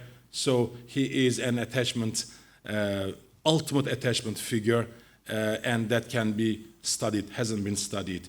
So I can't actually see it there, but here my proposal would be, well, maybe actually future research would be on that, a child-centered approach to the implication practice of Islamic psychology as well. As we know, when we ask parents to do something for themselves, they don't do it all the time. But for the sake of these children, they do it. They are more likely to do it really. The development, the mental health of their child can be a more strong motivator for them to do things for themselves. So whether actually the parents, the family model altogether, and the relationship between father and mother as husband and wife, whether this could facilitate a for child to develop an understanding that Allah Ta'ala is the ultimate attachment figure from very early age. Whether this a family model, a child-centered family model of this roles and responsibilities based on Islamic principles, and as I said, from very early age, Allah is the ultimate attachment figure, and the whole family dynamics are there to facilitate that. I think my time is up, is it? 50, okay. So there has been a lot really written about attachment and religion, and it's almost all from the powerful sources from the Christian understanding and relationship with God. So this is an area of research. Attachment. So I benefit a lot actually from this paper, as you can see, by Bonap, Miner, and Proctor. So this is an area that we need to really think and write about. Jazakumullah khair. Thank you. Jazakallah khair. So for your one concrete advice for developing an Islamic psychology curriculum, what advice do you have in terms of developmental theory curriculum? Any advice? Advice for a new program in Islamic psychology? Well, as I said, really, it's that model, that a child-centered approach is all based about adults' relationship with Deen, with Allah Subhanahu wa Taala, but putting a child in the center from very early age, and developing a curriculum actually around the needs of the child. Mainly, I think that would be my approach. Jazakallah khair. We have time for one question. So, here's my parameters. Raise your hand if you have not asked a question. Raise two hands if the question applies to everybody. You, the winner. Thank you. I'm really interested in God attachment theory. Kurt Patrick in 1992 posited that a concrete anthropomorphic representation of God is needed to restore the feelings of security. Please refer Kirkpatrick 1992. He stated that a concrete anthropomorphic representation of God is needed to restore the feelings of security. 2. God, a substitute of attachment figure, i.e. mother. Security and insecurity of parental attachment directly predicts God attachment. So this and Minor 2014 explained that the feeling of being abandoned by God is delusional, misconceptions of God under the influence of Satan. So these are some criticism given to Kirkpatrick on God attachment theory. I have no problem when you extend Bowlby attachment of parental to adult attachment. I have a little problem when we want to apply inch by inch, step by step, whatever proposed by the Western into Islamic psychology. We have to be very critical, shift what is not direct, in line with the Islamic principles, throw it away, shift it, take the baby, but don't throw together the bathwater. I would like you to comment on this posited by the Kirkpatrick 1992. I think these are 3-4 things that are not in line with the Islamic principle. You may want to address this. Thank you. Jazakumullah khair. Thank you. It's a very good point. Sure. Wait, was that a question for everybody though, or just for? Okay, go ahead. Go ahead. Answer. Okay, because the mention of attachment theory, so I talk about the issue. Well, if we assume that actually it is Bowlby or is Ainsworth or is Kirkpatrick who first thought and written about it, then yes. But a lot has been already written, already been said in the old, scriptures as well by Ghazali, for example. And we can actually see references, to this. So in that sense, actually, as I said, I don't think we are here just trying to explain to take a model based on Christianity and apply it to the Islamic model just one by one. I don't think we are doing that really. It's just much more than that.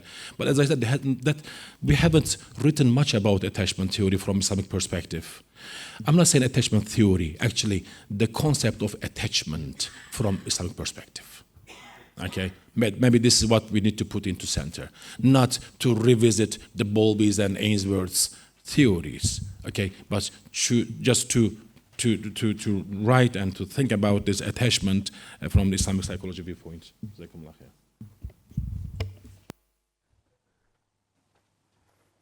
Anybody else who would like to answer that question? Or all right.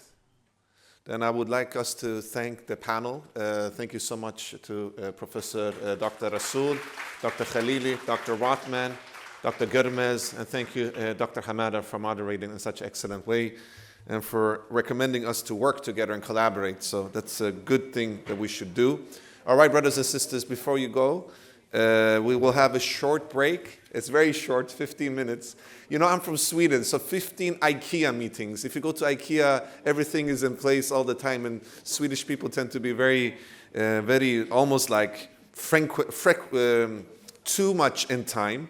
But just for us to be able to be in time to benefit from the last panel, we'll keep it to 15 minutes I don't know, like I'm from Iran. Iranian minutes are always like, if we say 1 Persian minute, it's like 10 Swedish minutes. So in the sense, try to bring that Swedish minutes. I don't know the Qatari minutes, how they are, by the way. You guys need to teach me here.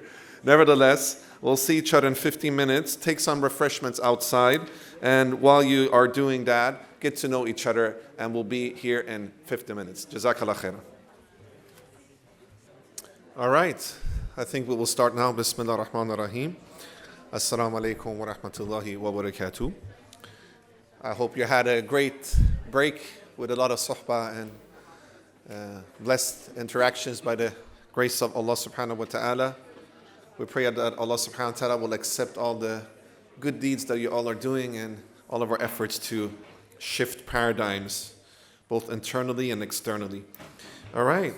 We're coming to the end of this symposium, unfortunately. Are you guys glad or sad? Sad. I don't hear, are you guys glad or sad? Say sad. But don't be worried. We will have more symposiums. As Dr. Rajab Shenturk said, this is something that will be annual, inshallah. Dr. Human didn't know it yesterday, by the way, when Dr. Shenturk said that it will be an annual symposium. But alhamdulillah, that's a blessing, right?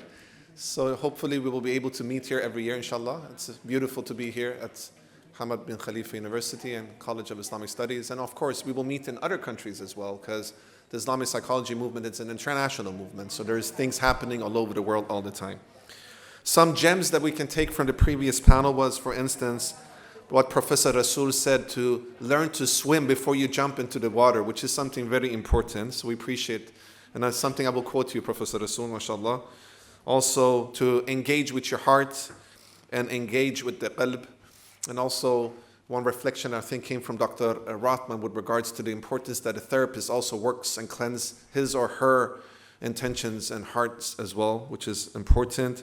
Dr. Wahdat spoke about tabula rasa, which also allowed me to think about how beautiful the Islamic psychological paradigm is, that we believe in fitra, right? We believe in our natural disposition towards purity and towards tawheed, and we're not born with a sin. So imagine how helpful that is when you're sitting with a client or you're speaking about this, that you can always reconnect to something pure that is innate in all of us, you know. And this is quite contrary to many other beliefs. So these are some of the things that I took with me from the previous panel, and I want to thank all the panelists for their amazing contributions. All right, we're going to go to the final panel for today. And after that, we will have some closing remarks. So please stay tuned and be here until the whole part of this symposium is over. And then, of course, we're going to have the roundtable discussions after the lunch. This panel has the overarching theme of clinical supervision and career development. The first presentation will be about career prospects in Islamic psychology, opportunities, challenges, and future directions with Dr. Fahd Khan, one of our great colleagues and scholars. Presentation 2 will be about establishing standards and core competencies for clinical supervisions of trainees in applied Islamic psychology and counseling with Dr. Omar Mendoza Mahmoud, which is one of the great scholars as well. And the final presentation is about clinical supervision in Islamic psychology, philosophies, competencies, and goals with a suggested model with Dr. Yusuf Musallam, one of the great scholars as well and a great friend of mine. And Dr. Musallam will speak in Arabic, so if you guys need to have translation, please take your headsets if you don't understand or speak Arabic fluently. And the moderator will be Dr. Wahdat Görmez from Turkey, who also was a panelist in the former panel and mashallah did an excellent job. So without any further ado, please, round of applause. The floor is yours, Dr. Wahdat. Okay, Jazakumullah khair. I will follow the approach of Dr. Hamid Hamada. So all the information about bios and is in the book actually here. So our first speaker would be Dr. Fahd Khan.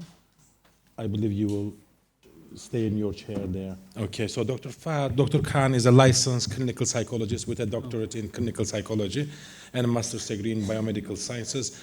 And he's a fellow of the International Association of Islamic Psychology.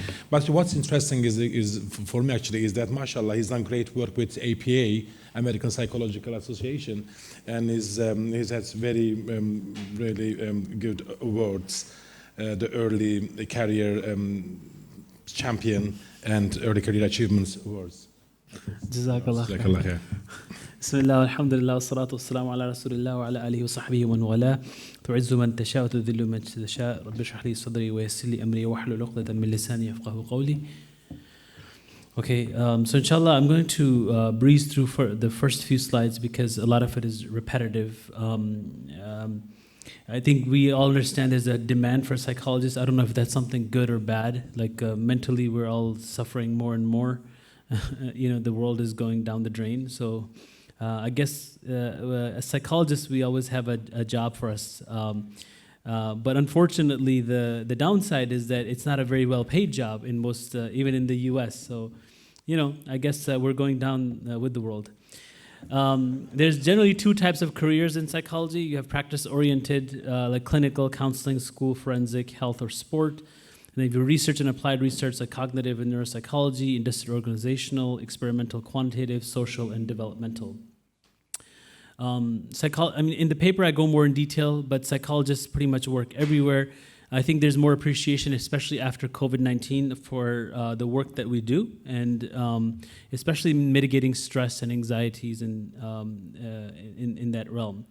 So as I said before, if you want, I once made a joke. I teach a class, and in the introductions I ask what do you want to do? And someone says, I want to be a psychologist. I'm like, you're not going to make as much money.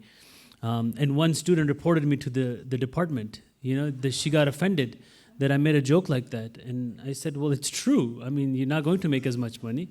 You get a 2-year degree in computer science, and you can make in the U.S. a six-figure salary.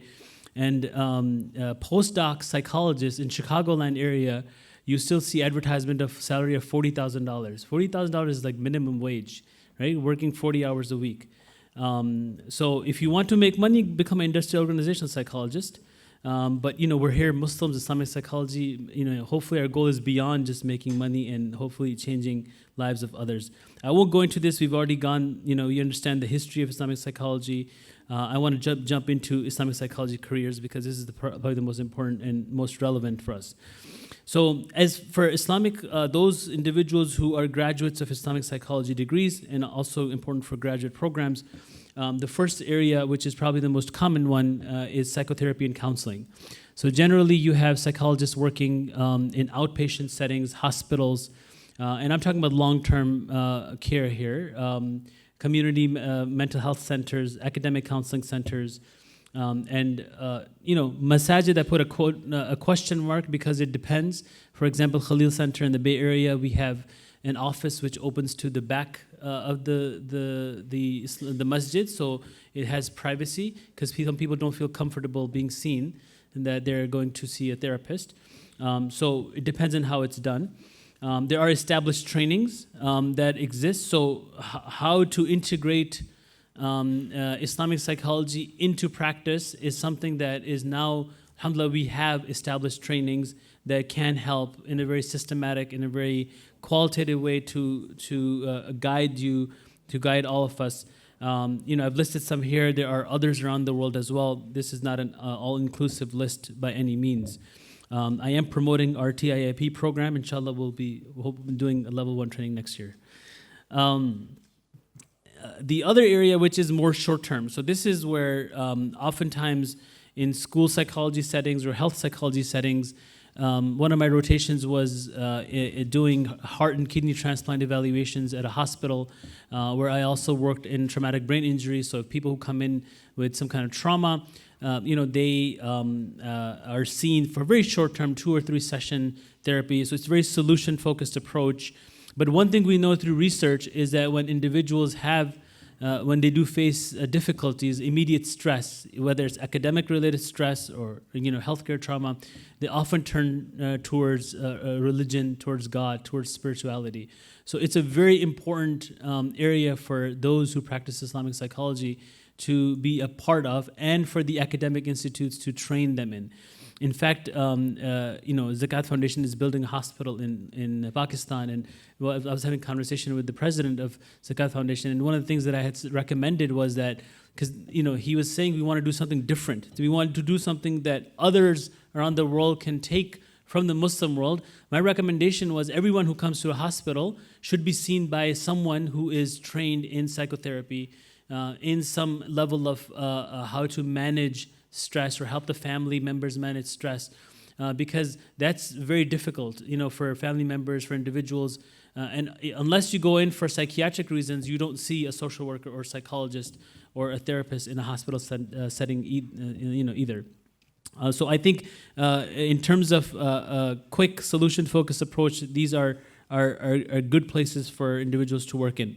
Forensic psychology is a very in-depth topic. Dr. Human's dissertation was on forensic psychology, right? Did you publish it yet? You should really publish. Okay, you did. Okay. So it's published. So you can ask him, where it's published. There's books out there like Dr. Chalabi's book on forensic psychiatry. There's a rich tradition that exists that talks about how how psychology or forensic psychology and law intervene, and how there's a overlap between the two. In the West, sorry, Dr. Hamada. In the West, forensic psychology is unfortunately only present in the areas of like family and marriage issues. There's a divorce that's happening. Who's going to receive the custody evaluations, insanity pleas, or fitness to stand trials, right? So, was the person insane when they committed the crime, or do they even understand what the process is, the judicial process, court hearings, things like that, or what they're signing, for example? But as I said, this is an area which I think really, especially in Muslim countries, there's a lot of room for growth and opportunity for Muslim psychologists, Islamic psychologists to come in and contribute.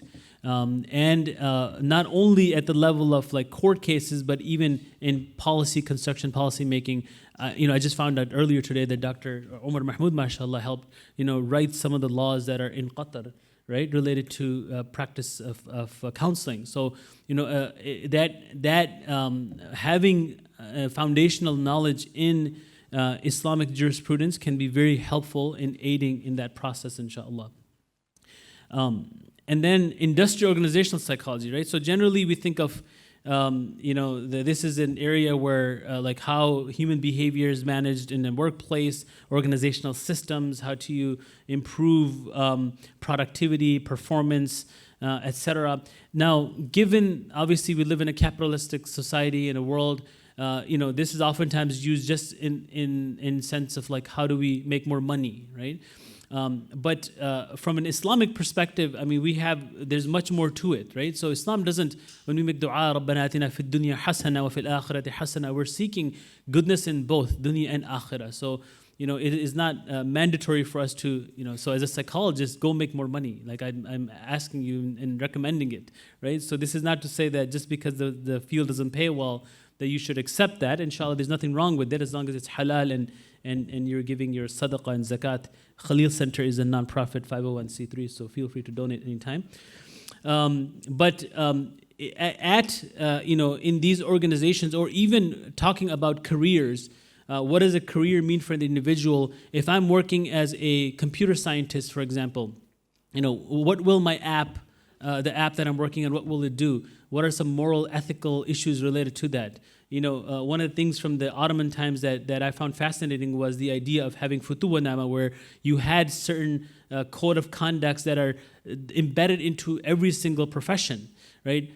Who is well suited to write them or define these codes of ethics or morality than someone who knows both the Islamic tradition and psychology, right? Working obviously alongside with those who are in the profession. So I think that's a very important area that we can contribute towards and really help and also facilitate the idea that when you put in the effort, it's for the sake of Allah. And as I was, I had a phone call from one of my family relatives who's struggling with finding a job, and he said, I have a job offer, but it's from an app that matches people for dating. What should I do, right? Like there's a lot of dilemmas that people have in that, and this is where I think Muslim and Islamic psychologists can also contribute and help. I have 5 minutes. Okay, now this is an area, theoretical, is something that I have been a big proponent of, especially recently. And I say that because if we look at the data and the state of mental health in the West, where it developed mostly, it's in a very bad shape, right? Every 11 minutes there's one suicide in the U.S., right? So, as I was speaking here, one person took their life from suicide. The second leading cause of death between 10 and 34 ages in certain groups. So mental health is failing in a system that was developed on a very poor, weak foundations, right? We claim as Muslim Islamic psychologists that we have strong foundations, and we do. So we have to really develop the field theoretically. We have to really go back to the roots of it, and even recognize, for example, Dr. Wahdat had the list of developmental psychologists, right?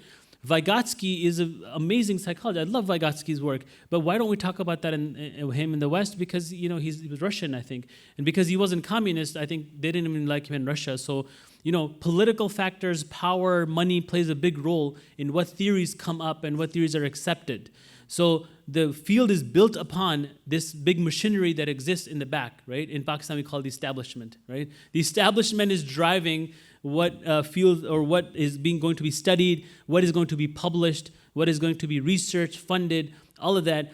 And so we as Islamic psychologists, we need to recognize that and then work on that theoretical reconstruction, as Allama Iqbal would call it, right? He reconstructed not only religious thought, but also scientific thought. And that's something that, again, we are well suited to do it because we have the basic foundations. And we have a history of scholars who did that. So here are my recommendations for education and training programs. And I have 3 minutes and 25 seconds. So number one, students must have strong foundational knowledge of the field and flexibility in its application. We cannot graduate individuals who went on ChatGPT and wrote up their assignment and submitted it. Okay, there has to be ways that we safeguard that. We have to have that gatekeeping done. On top of that, the tarbiyah model that Dr. Abdul Rahman presented, the idea that how do we have individuals who are working on ourselves, where those individuals who even have basic characteristics of what it means to be a therapist, how to listen to someone, be kindness, right, akhlaq. Those things, that's the institution's job. That's the job of training institutes and educational institutes. And that's going to then lead towards individuals who are knowledgeable, who know the field, and secondly, they internalize Islamic ethics and spirituality. It isn't just something we talk about, but we internalize it ourselves. And then also enhancing the skills in research methodology, data science, and statistics. I mean, the world runs on data, right? If you want to make a point, you have to be able to show data for it. So it is the job of academic institutes to be mindful of that, right? Like, for example, if someone comes and makes a claim, like 90% of the people do this, we have to ask, right? What's your source, right? Where did you, Sammu lana rijalakum, right? Where did you get this from? You can't just make a claim. So, and then if the data is being published, is it actually accurate data? If you're a reviewer for a journal, are you checking that all this contributes to then what is being practiced out there in the career, in the field? So we have to be mindful of that, and we have to have the skills to enhance that. And also, as part of that, I love machine learning and AI. I think psychologists, especially Islamic psychologists, can play a big role in the ethical aspects as well as the practical aspects of that. Foster a culture of supervision, consultation, and mentorship. Right. This is something Dr. Abdul Rahman and others have talked about within the educational institute. At Khalil Center, one of the things that we did, we have a hierarchy of supervision. Every individual has a supervisor, whether it's required by law or not. And then all the supervisors have a supervisor, which is Dr. Human. And Dr. Human, hopefully, is being supervised by Maulana Bilal. I'm going to make sure that he goes to those supervision sessions. But I know he sees Dr. Rajab. So the academic institutes should have that, right? Professors should have mentorship, supervision, collaboration, because that, again, goes back to when you're out in the field, I don't feel like I know everything. I can go back and I can talk to my colleagues. I have someone that I can go back to, for guidance. And last, recognize the need for theoretical. I talked about this before, and I'll end with. If you're surprised, you shouldn't be. A line from Allama Iqbal, right? One of the things that he says is. Beautiful line of poetry. For Urdu speakers, you're going to love this, right? He says, Khudai lam yazil ka daste qudrat tu zuban tu hai. He's talking to the believer. He says, you are the hand and the tongue of Allah that is the ever existent. And then he says, "Yaqeen paida kare ghafil ke maghloob guma tu hai." Like, bring that certainty within you. That's how much power you have. And unfortunately, you're bogged down by doubts. Shaitan is putting doubts. Oh, I don't think I'm capable. I don't think I can do this. No, you are capable because your hand, we know the Hadith Qudsi, right? The hand of Allah. You see through, اتقوا فراسة المؤمن, right? فإنه ينظر بنور الله. He sees through the nur of Allah. So if we claim to be Islamic psychologists, we have our Islam down, we have our psychology down. We don't hold ourselves back. We cannot hold ourselves back. We have to bring that certainty within ourselves, inshallah, with humbleness and humility. Jazakumullah khair for your time. Jazakumullah khair, Dr. Khan, for this beautiful talk. So our next speaker is Dr. Omar Mendoza Mahmoud. Coming in. Dr. Mahmoud is currently a neuropsychologist at Executive Mental Health in LA. Previously, he was the acting clinical director of psychology in a clinical neuropsychologist at Sidra Medicine. That is the largest women's and children's hospital in Qatar, as we know. So I'll give it to you, Dr. Mahmoud.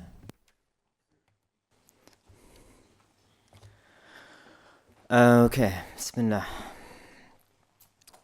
الحمد لله رب العالمين وصلى الله على سيدنا محمد وعلى سيدنا محمد. نويت التعلم والتعليم والنفع والانتفاع.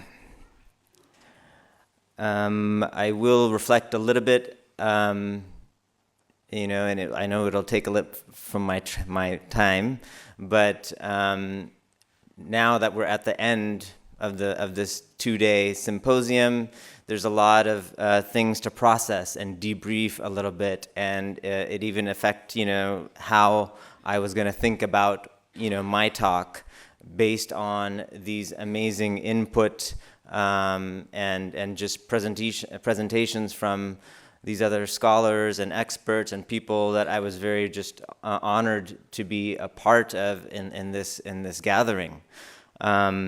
I think there was a really poignant moment yesterday when Dr. Aid had a very emotional kind of response about his correspondence with Dr. Malik, years ago, and now the flowering of this situation is happening. It's blossoming now, and for many of us in this room, this is an ongoing thing, and every year it gets more and more just amazing. And الدنيا فيها عجائب. This is something to reflect, and the fact that we're including people, voices, and places that maybe weren't before is another a beautiful thing. And there's people and that I've learned and discovered in these last 2 days that I'm so thankful for. So the gratitude is something to reflect as well. And anyways, I don't have much to say, in the face of such scholarship and expertise in this room. But I'm sort of modeling what I would do with a clinical supervisee anything, which is to reflect and figure out how to assess where we are so far in our progress. Mashallah, this is a blessing to be here, and talking about clinical supervision and trying to find an advisor. From the Quran, Musa alayhi salam, he sees that there's Khidr, and he asks, "Can I follow you, so you may teach me from some of the right guidance you have been taught?" And Sayyidina Khidr, he responds, قال إنك لن تستطيع معي صبرا وكيف تصبر على ما لم تحط به خبرا. I don't know if you'll keep up. And it's true, you can't be patient on something that you've never experienced yourself.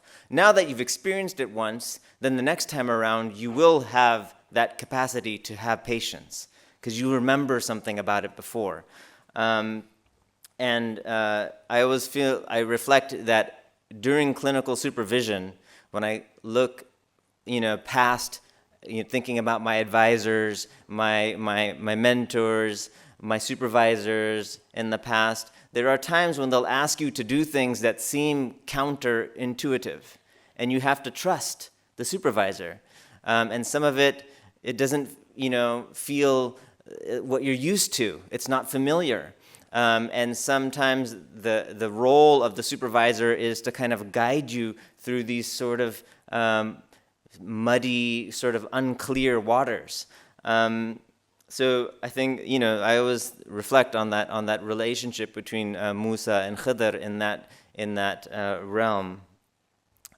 Just a joke to kind of introduce some of these concepts, but there's a doctor. The doctor says, the patient says to the doctor, "I feel as though nobody understands me," and the response is, "What do you mean by that?" And so sometimes the clinician becomes the problem too, and contributes to the person's, psychopathology, and it doesn't help with the stress relief and these kind of things. I think we always have these jokes in mental health, and I'm sure I heard them in grad school, and I'm sure Dr. Rania, you heard this in med school. But anybody who a student goes into a mental health providing a profession, usually there's this idea of what attracts them to the topic of psychology and mental health. Is it your own, struggles and things? And there's always these jokes about how you'll find a lot of psychopathology in actual mental health practitioners, all around. And it's something we have to kind of admit, at least, even though we joke about it. We're all human. We have nufus, and the nufus has its own goals. It's not the lofty goals that you would like to, follow in your life and get closer to Allah and follow the sunnah and the example of our beloved Prophet Muhammad sallallahu alaihi wasallam. The outline of what I'll just briefly talk with you all today is, here, and it's obviously this is just sort of a highlight of what I'm writing more is about just a little bit of a framework about the competencies. What happened when I first came here in Qatar 6-7 years ago, there was no licensure requirements. It was very limited. You could have a bachelor's degree and call yourself a psychologist and practice as well. And there was no consequence or oversight.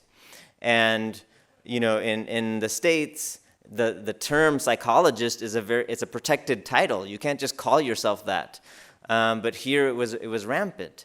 And so we went to the Ministry of Health here, and I presented them, just some international standards about what are the best practices? How do you have mental health professionals? How do we make sure that they're qualified and appropriate, and their education matches what they say they're doing, and what are they licensed in some way, and so forth. So we help them to develop.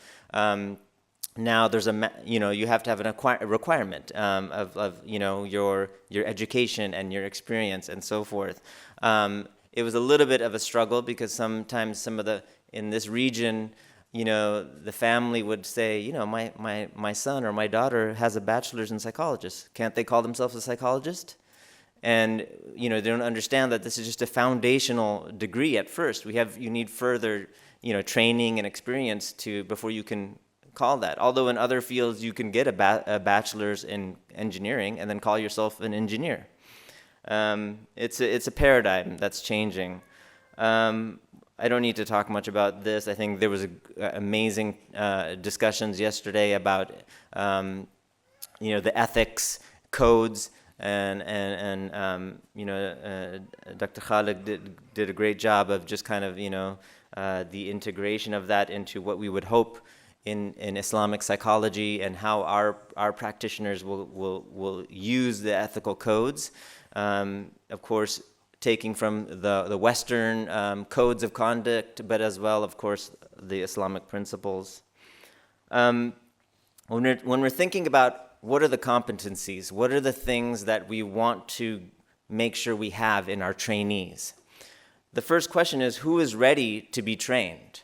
It's not, you don't just wake up and you're ready to start as a trainee. There's even some things that need to be required first before you can actually become the trainee. And part of that is just education. So we talk about, we just mentioned there was, in most of the models we're discussing, you need more than just the foundational degree. You need then some advanced learning. And so the master's degree became okay, at least that's the level that we would, before you could start getting trained. And then the idea that you're done with your master's degree, but you still need 2 more years of supervised hours so that you could demonstrate that you learned, and that you, with the guide of a supervisor, that you're building up a repertoire and skill set that you can then eventually use when you are an independent clinician. So your education is part of it. Your personality is part of it. There are some cases of people where people don't fit, and it's rare, but I still remember when I was in grad school, one of my cohort, after 2 years in our PhD program, they left, and I asked one of the faculty what happened. They said, well, we had multiple talks with this person, and he was good, he was genuine, but it just didn't work. In supervision, he couldn't alter himself in a way that would benefit the patients, and he was kind of rigid on certain things. And so there is that, and then there's the himma, the determination. Are you ready to be consistent? And then, after training, what do we want to have in our students? What do we want to see them to be in their career and going forward? Supervisors, again, have their own competencies as well. Can every clinician qualify to be a supervisor? That's a good question.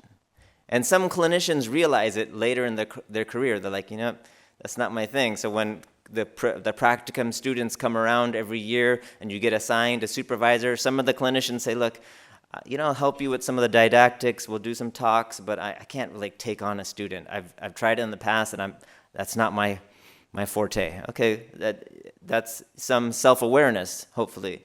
Not every clinician is suitable to be a supervisor, but every supervisor must be a clinician, or at least have vast experience.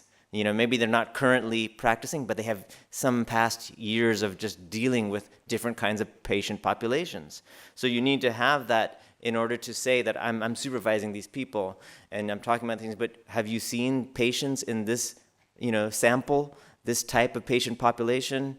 In the 6 years I was here in Sidra, and the majority of our patients were Muslim, I had 5 or 6 cases of this gender identity issue. And so they're very rare cases, first of all. And then in a Muslim family, how do you negotiate that? How do you advise the trainee if they get assigned a patient in this situation? And so we have to be careful and be humble about our own scope of what we've experienced. You can have talks and lectures about some topic, but you've never actually seen a patient in the flesh about this particular diagnosis or case. It's problematic. So the importance of continuing education, so continuing professional development. The supervisor needs to always be updated on what's going on professionally in the field. Continuing spiritual development as well. Like if we are in this integrated model, then it's not just about your book knowledge as well, but it's also your spiritual progression as well. I still go back to the mashayikh that I learned from, and some of the advanced students of knowledge that I still ask for advice. Years later, because I need some kind of support system, even if I'm the supervisor. And the importance of peer consultation, that especially as we're coming to this, we're in a stage now where this message has been kind of repeated at different times here in the last couple of days, but we can't just be isolated. We need to seek peer consultation with each other. Be humble. Understand that, maybe I have things that I could improve on, and I could ask a colleague about it. And that could be someone who's younger than you, even, and you could learn from. I learn a lot from the people that I supervise sometimes. I mean, they give me insights that I wouldn't have thought of. I'll skip over just because of time. The role of the supervisor. Basically, you're trying to foster an environment that nurtures the student's spiritual and professional growth. You have actually 1 minute, Dr. Mahmoud. Okay, thank you. So I will just skip through some of these things. I think one comment that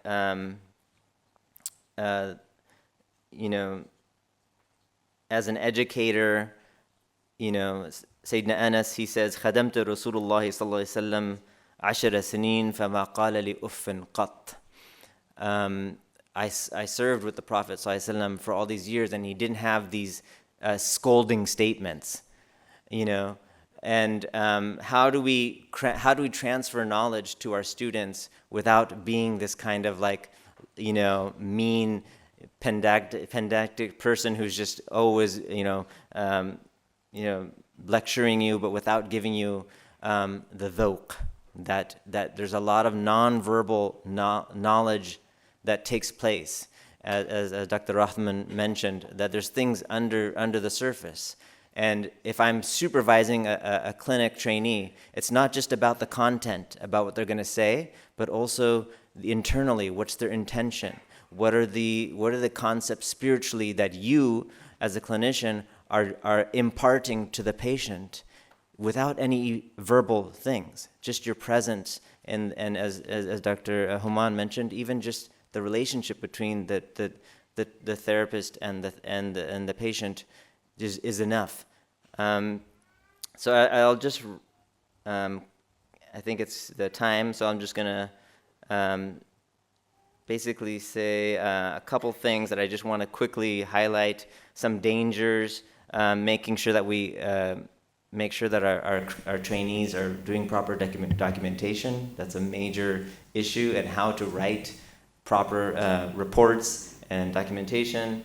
And then what happens to a trainee who violates the ethical principles, and then they get blasted, So every year, the board of psychology in California, for example, they will do يفضحون. Anybody who did something, that was violation of the ethics, they get published, and their license gets taken away. And what I'm saying this is, so if we have a student who came to one of our programs or got one of our certificates and does this, what does it mean for our institutes? And so there are dangers in it as well that we need to just be aware of and consider. Well, we'll have to finish it here. Jazakumullah khair, Dr. Ammar Mahmoud, for sharing these beautiful ideas with us, and the metaphor of actually the journey of Musa and Khidr as a metaphor, analogy for supervision and supervising their journeys, really very, very good, very interesting. So the next speaker actually is Dr. Yusuf Musallam. Dr. Yusuf Musallam is going to talk about clinical supervision in Islamic psychology, philosophies, competencies, and goals with a suggested model. And his bio is in the book, but one thing I need to add in addition that is not in the book actually, he is a training manager for the Beck institute CBT training program in Jordan, and that is one of his main areas of expertise. It's yours. بسم الله والصلاة والسلام على رسول الله. سأتحدث بالعربية لكن أرجو أن تستطيعوا اللحاق بما أتحدث به، لأجل ذلك أرجو أيضا من المترجم أن يكون سريعا في الترجمة قدر الإمكان. ما سأتحدث به بداية أنه اعتدت دائما أن أكون الأخير في الصف. بماذا؟ عندما يسلم الشهادات أو الأوراق، لأنه اسمي يوسف وحرف الياء هو الأخير سبحان الله، فاليوم أيضا أنا الأخير، لكن أسأل الله أن يكون ختامها مسك. فشكرا لكم جميعا وشكرا لمن دعوني لهذه الدعوة، وأسأل الله أن يشد بكم أزري فنكون بمرتبة موسى من هارون وهارون من موسى، فيشد أزرنا ببعضنا بعضا. فاللهم يسر لي أمري واشرح لي صدري. ما سأتحدث عنه اليوم هو جزء من تخصصي في مرحلة الدكتوراه، ولكني أريد أن أنبه إلى أمر. لقد درست البكالوريوس في نابلس فلسطين، وفي ذلك الوقت عند تخرجي تقريبا في السنة الأخيرة كانت أوقات انتفاضة الأقصى. في انتفاضة الأقصى كنا جميعا متطوعين في العمل النفسي. كنت في السنة الرابعة، كنا متطوعين ونقدم خدمة العمل النفسي، وأثناء تقديمنا لهذه الخدمة تم تدريبنا على منهج يسمى ديب بريفينج، وجاء به جون أبو عيون جريئة وزرقاء إلينا من البلاد الغربية وعلمنا عليه. لكن ما اكتشفناه بعد 3 سنوات من تقديم الخدمة ل1200 أسرة فلسطينية، وأجرينا دراسة أن هذا المنهج كان ضاراً ويؤدي إلى تفاقم الصدمة عند الناس وليس إلى تفاديها. فسبحان الله. ولأجل ذلك حتى من اليوم أنا لا أثق إلا بالتايمر الخاص بي. لم نعد نثق بأي منهج يأتينا من الخارج إذا لم نحسبه، ولأجل ذلك ترى الأدوات في غزة من صنع أهلها، فلم نعد نثق بأدوات أحد، هي أدواتنا التي نريد أن نعمل عليها. ومن هنا كان يجب عليك كأخصائي نفسي، نظرت في يوم من الأيام إلى حاجة أهلي للعلاج النفسي والمتابعة النفسية بأن أنظر بعمق إلى التخصص النفسي فأعرف ماذا نحتاج، ليس استيرادا وإنما تأصيلا وصناعة. وما قاله الزملاء من قبل في هذين اليومين نرى من خلاله أن أهل غزة لم يقرؤوه، لكن أثبتوا بالعزة الغزاوية أننا نستطيع أن نتعلم منهم اليوم. فهم دراسة حالة مهمة لنا نسجل من خلالها مناطق العزة والصمود، وندرس من خلالها صمود الإنسان، بحيث نسجل من خلالها علم نفس جديد. فما هو علم النفس الذي سنسجله؟ وما هو علم النفس الإسلامي؟ لأجل ذلك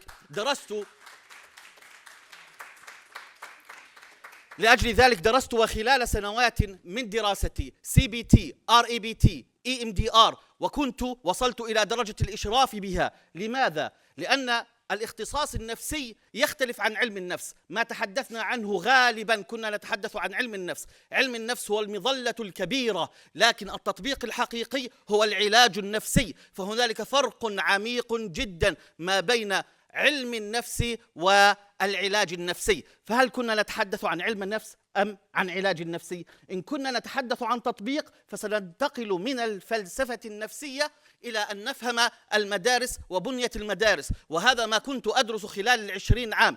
كيف يكون العظم قبل اللحم؟ كيف نجعل العظم موجودا قبل أن نبني اللحم؟ لأن معظم من جاء بلحم الأمور لم يأتي بعظمها. ولأجل ذلك الدراسة العميقة للتخصصات النفسية والعلاج النفسي تجعلك تنظر من الداخل إلى حقيقة هذه التخصصات.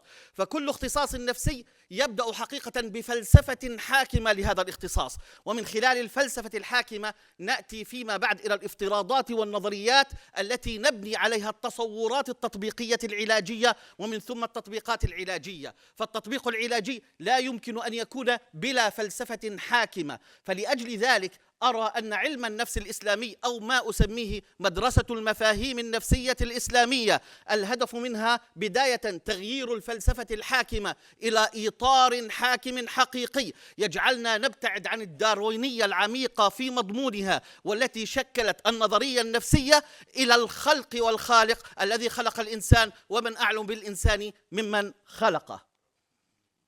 وهذا ما يجعلنا ننظر في أدبيات ابن القيم إلى المعالجين، فينظر ابن القيم أن محل النظر حقيقة في ما نفعل هو في مناحي كثيرة، لكن لنعود علم النفس والعلاج النفسي، هنالك مدرسة نفسية، هنالك تطبيقات نفسية، وهنالك علاج نفسي. فهل يمكن للحظة من اللحظات إذا كنا نريد العلاج النفسي أن نفهم السمك بغير فهم الماء؟ أسئلة سأجيبها أنا. لا يمكن أن نفهم الإنسان بدون أن نفهم الحياة، وهذا المربع الناقص حقيقة كان في النظرية الغربية. النظرية الغربية نظرت بكلتا العينين إلى الحياة الدنيا، ولكن نحن ننظر بعين إلى الدنيا ومحطتنا هذه الدنيا، وبعين إلى الآخرة ومعادنا في الآخرة. وهذا بحقيقته يختلف عن كيف سننظر إلى وظيفة النفس، وكيف سننظر إلى نقلة هذا النفس هذه النفس من الدنيا إلى الآخرة. وهذا المنهج الأساسي الذي نعمل عليه، بحيث نفهم هذه الدوائر الثلاث ما بين الإنسان والرسالة والحياة في مركزة الخلق والخالق، مركزية مهمة تجعل المنظور إلى الإنسان مختلف. فما الذي يجعل النجار نجارا؟ لو كان عندي كل الخشب وكل أدوات النجارة، فهل أنا نجار؟ ما يجعل النجار نجارا حقيقة هي كفاءته. كلمة الكفاءة هي الكلمة الأساسية في كل اختصاص مهني. من ينتقل من علم النفس كمدرسة ومظلة ويكون باحثا فيها إلى التطبيق وهو العلاج النفسي يحتاج بعمق أن يفهم كلمة كفاءة. فكلمة كفاءة هي ما تجعل المعالج معالجا. فهل يمكن قيادة السيارة من مجرد قراءة كتاب؟ وهل يمكن السباحة من مجرد قراءة كتاب؟ طبعا لا يمكن. لأجل ذلك دراسة علم النفس فقط لا تكفي لنستطيع أن نخرج بالتطبيقات. التطبيقات تحتاج إلى أستاذ مدرب خبير في المجال حتى يستطيع أن ينقل المهني من النظرية إلى التطبيق. ولأجل ذلك عندما نعود إلى The Bones اللي هو الهيكل العظمي الذي رسمناه قبل قليل، هذا أهم شيء أن يعرف عنه المشرف. السوبرفايزر يجب أن يكون فاهما لفلسفة وتصورات والنظرية والتصورات المفاهيمية وأيضا التطبيقات وأشكالها. شيء من التاريخ وما يجب أن نتعلم من الأستاذ. بداية نرى في تاريخنا أن هنالك الملازمة كانت موجودة دائما للطلاب، فأنت تأخذ سندا في القرآن من أستاذك، تتبع الحديث من أستاذ، فدائما وجود الأستاذ كان مهم في تاريخنا الإسلامي لكل متعلم قبل أن يتصدر للتعليم. فهذا ليس بالجديد، وهذه ليست بالفكرة الجديدة أن يشرف عليك أستاذ فتنقل منه علمه وأدبه وأخلاقه وطريقته ومنهجه.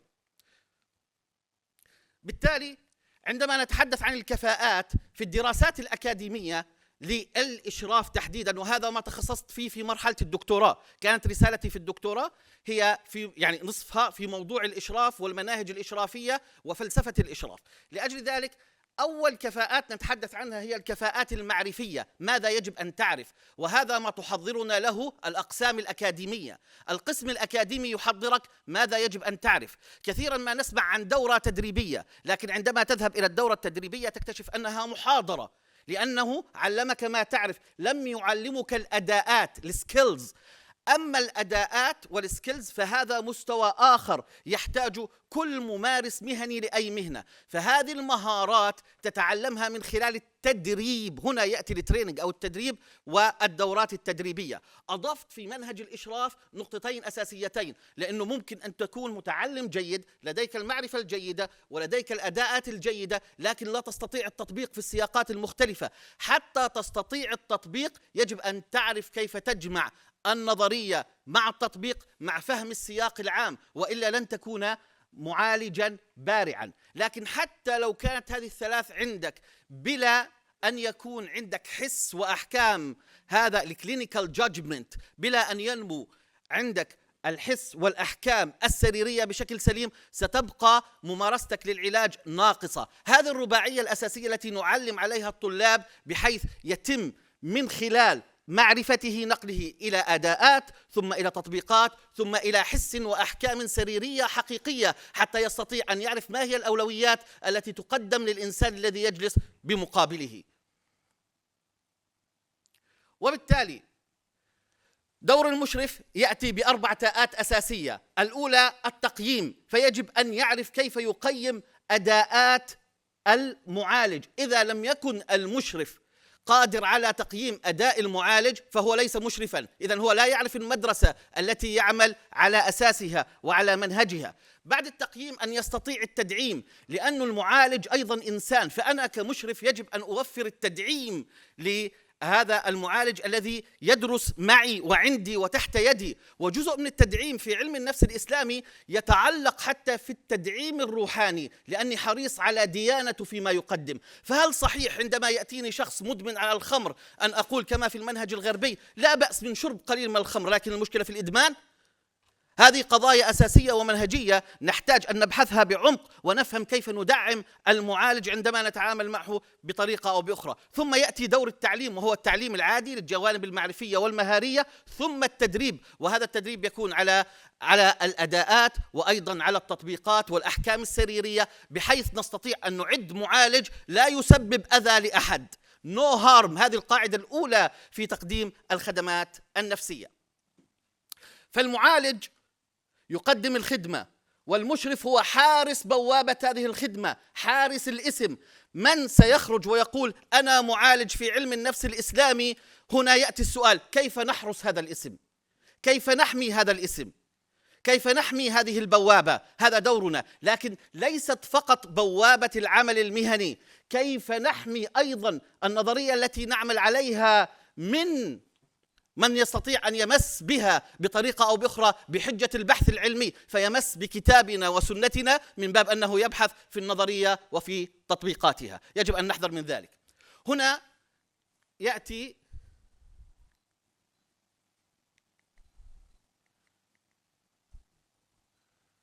المشرف عليه، من سيتم الإشراف عليه، the supervisee.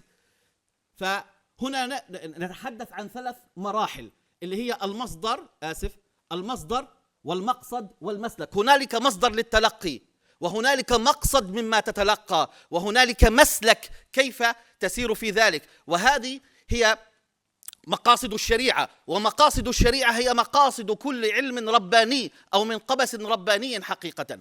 ففي المشرف عليه المصدر هي المعرفة النفسانية، والمقصد أن يخرج بالتطبيق، والمسلك أن يقدم الإرشاد والعلاج. تمام؟ وهذه المنظور للعلاج. هدف العلاج الحقيقي هو حفظ القوة حسب ابن القيم، أو الحمية عن المؤذي، أو التخلص من آثار الأذى والتدخلات. هذا في كتاب الروح عندما ساق ما هي فعليا أهداف معالج القلوب أو طبيب القلوب. في المقابل لما نتحدث عن المشرف عليه وكيف يعمل على نظرية معينة، المشرف يجب أن يكون فاهما لهذه النظرية ويعكس بشكل أو بآخر دور في هذه النظرية. فالمشرف يجب أن يكون المصدر المعرفة والتطبيقات. الآن زدنا التطبيقات. المقصد نقل الممارسة، هذا مقصد المشرف، نقل الممارسة. والمسلك في التطبيق التقييم والتدعيم والتعليم والتدريب للمشرف عليه. وبالتالي وبالتالي دور الإشراف حفظ مصادر القوة الموجودة عند المعالج بحيث ننميها، والحمية عن مصادر المؤذي في الممارسة العلاجية فنعلمه كيف do and don't، وأيضا التخلص من آثار الأذى والتدخلات برعايته، فيقدم التقييم والتدعيم والتعليم والتدريب على ما يرضاه الله عز وجل. بالتالي هذا النموذج التطبيقي الكبير، هذا نموذج تطبيقي نستخدمه في مدرسة الأمل النفسية وفيه كثير من الأمور. لكن حتى يكون هنالك عمل يجب أن يسبق في العملية النفسانية الإرادات، والإرادات هذه يسبقها الغايات والأهداف الغائية. وهذا النموذج الكبير الذي يشمل الإشراف. فالهدف من الإشراف، كل مدرسة علاجية هي على 5 محاور مهما كانت المدرسة العلاجية.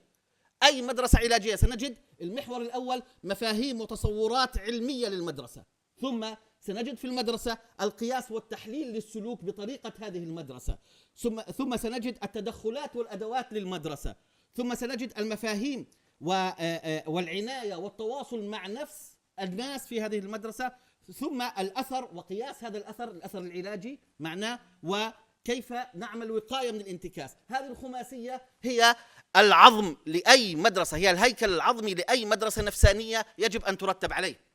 لكن هنا تأتي الكفاءات، فهي معرفية، أدائية، تطبيقية، وأحكام، مقابل الأدوار التي سيلعبها المشرف من تقييم وتدعيم وتعلم وتدريب. بارك الله فيكم لاستماعكم، ونسأل الله أن نلقاكم في أيام أخرى بخير من هذه الأيام، وفلسطين محررة كاملة. جزاكم الله خير. Dr. Yusuf Musallam. So if you take your seats, have you got time for questions? And just one question? Yeah. Okay, just one question over there, please. Yeah.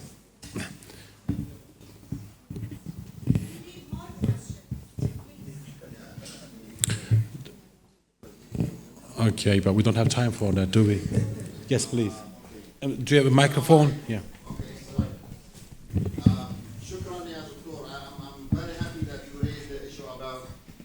Debriefing, and especially when you mention Gaza and the situation in war zones. I fully agree with you.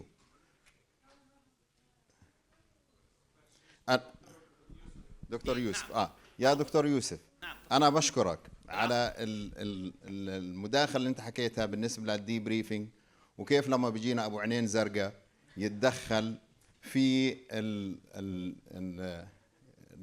ما يعرف بالاضطرابات النفسية اللي بتكون عندنا بعد الحروب. وهو واضح احنا لو دققنا فيها كويس ربما ما يكونش فيها نوع من الاضطرابات، لأنه بنحكي احنا عن ريزيلينس. لما تطلع على أطفال غزة والطفل اللي قاعد بواجه الدبابة، وبعد احنا نروح نعمل عليه دايجنوسيس انه عنده PTSD، هذا موضوع احنا we have to think about it، لأنه ما يبنى على دايجنوسيس يبنى عليه interventions. فأنا I fully agree with you إنه debriefing لازم ناس يكونوا جايين من الكلتشر نفسهم ومن الثقافة نفسها. هذه أنا agree معك. لكن إحنا لما بدنا نطلع هذه كومنتس، أنا حابب صحيح كنت من امبارح بدي أحكي فيها 3 شغلات إحنا نطلع عليها. طرحوها الإخوة لما إحنا بنطلع على الCBT، بنطلع على أي يعني تدخلات نفسية therapeutic modalities كلياتها مصممة في الغرب. وهذه الموداليتيز سواء كان CBT سايكودايناميك whatever اللي بدك اياه سميه، كلياتها هذه مصممة في الغرب بما يتناسب مع الثقافة تبعتهم، بما يتناسب مع العادات وربما مع الدين. لكن احنا لما نطلع عليها نديب، وهذا ماي مسج انه احنا لما نيجي نحكي على الاسلاميك ثيرابي الابلكيشن تبعتها، هذه مجتمعات اللي انبنت فيها هذه الموداليتيز مبنية على individualistic approach، يعني انه الشخص هو الاساس. احنا collectivistic approach، وهذا اللي بيدعمه الاسلام، لانه احنا في الاسلام بنقول امة، بنقولش فرد. احنا بنقول اسرة، بنقولش فرد. حتى في الهيلب سيكينج بيهيفير، لما احنا مثلا واحد بده او واحدة بدها تروح على حتى لو بدها تعمل سيرجري she has to take a decision، مش لانه demoralization، no it's part of the collective issues. فاحنا لو بدنا نحكي على therapeutic Islamic therapy it has to be متماشي مع هذه الفلسفة. المسلم اخو المسلم. ماذا يعني الاخ انه بشعر فيه وكمل الحديث، اوكي؟ واحنا كالبنيان المرصوص، مش individualistic approach. كل الموداليتيز هذه مبنية على individualistic approach. فانا اللي بتمناه، وهذه رسالة للأخ خالد وللمنظمين، إنه لما إحنا نحكي على applications يعني مش theory، تكون مبنية على هذه الأسس. لأنه إحنا بنطلع كمان إنه هذه الدايجنوسيس أولاً pathologizing، تعمل pathologies، medicalizing our sufferings. إحنا لما عملنا البحث في sorry we have to finish. في غزة احنا عملنا البحث، لقينا انه الناس بتشكي. لما احنا كنا بنحكي عن التروما، الناس المعنى تبع التروما از لوس، لكن نحكي كأنها كانت تحكي على مصيبة، وكانت تحكي عن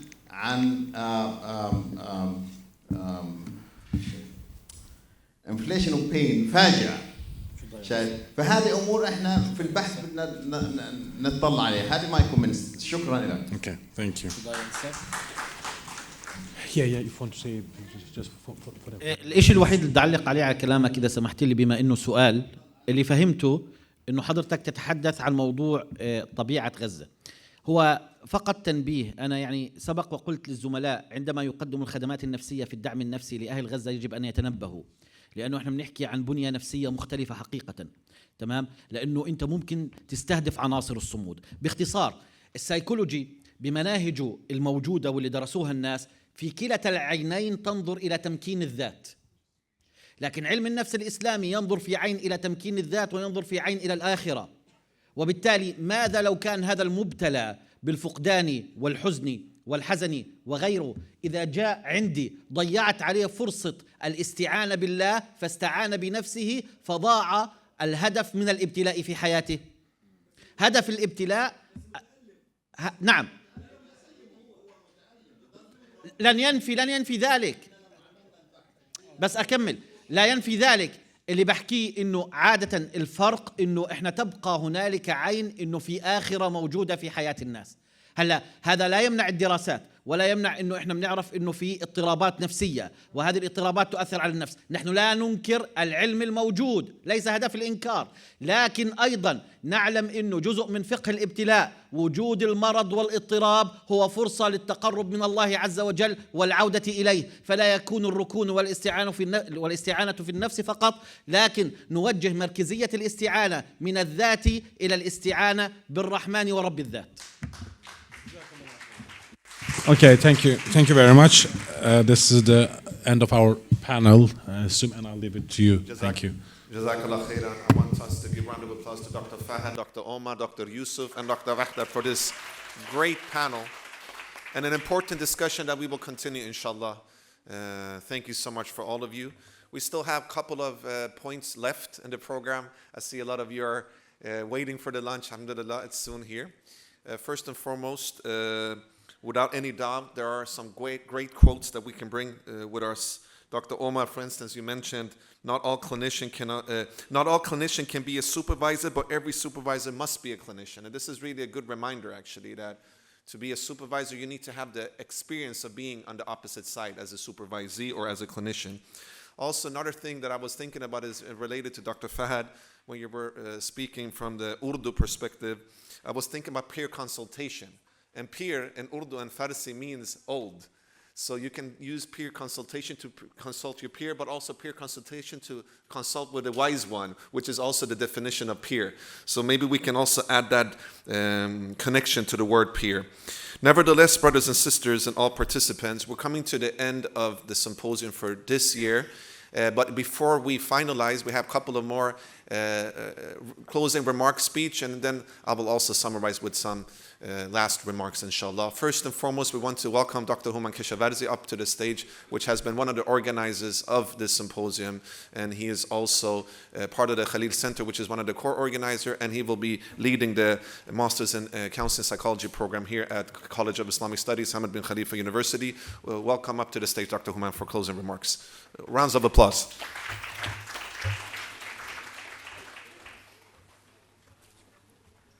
بسم الله الرحمن الرحيم الحمد لله رب العالمين وأفضل الصلاة وأتم التسليم على سيدنا محمد وعلى آله وأصحابه وذريته ومن تبعهم بإحسان إلى يوم الدين.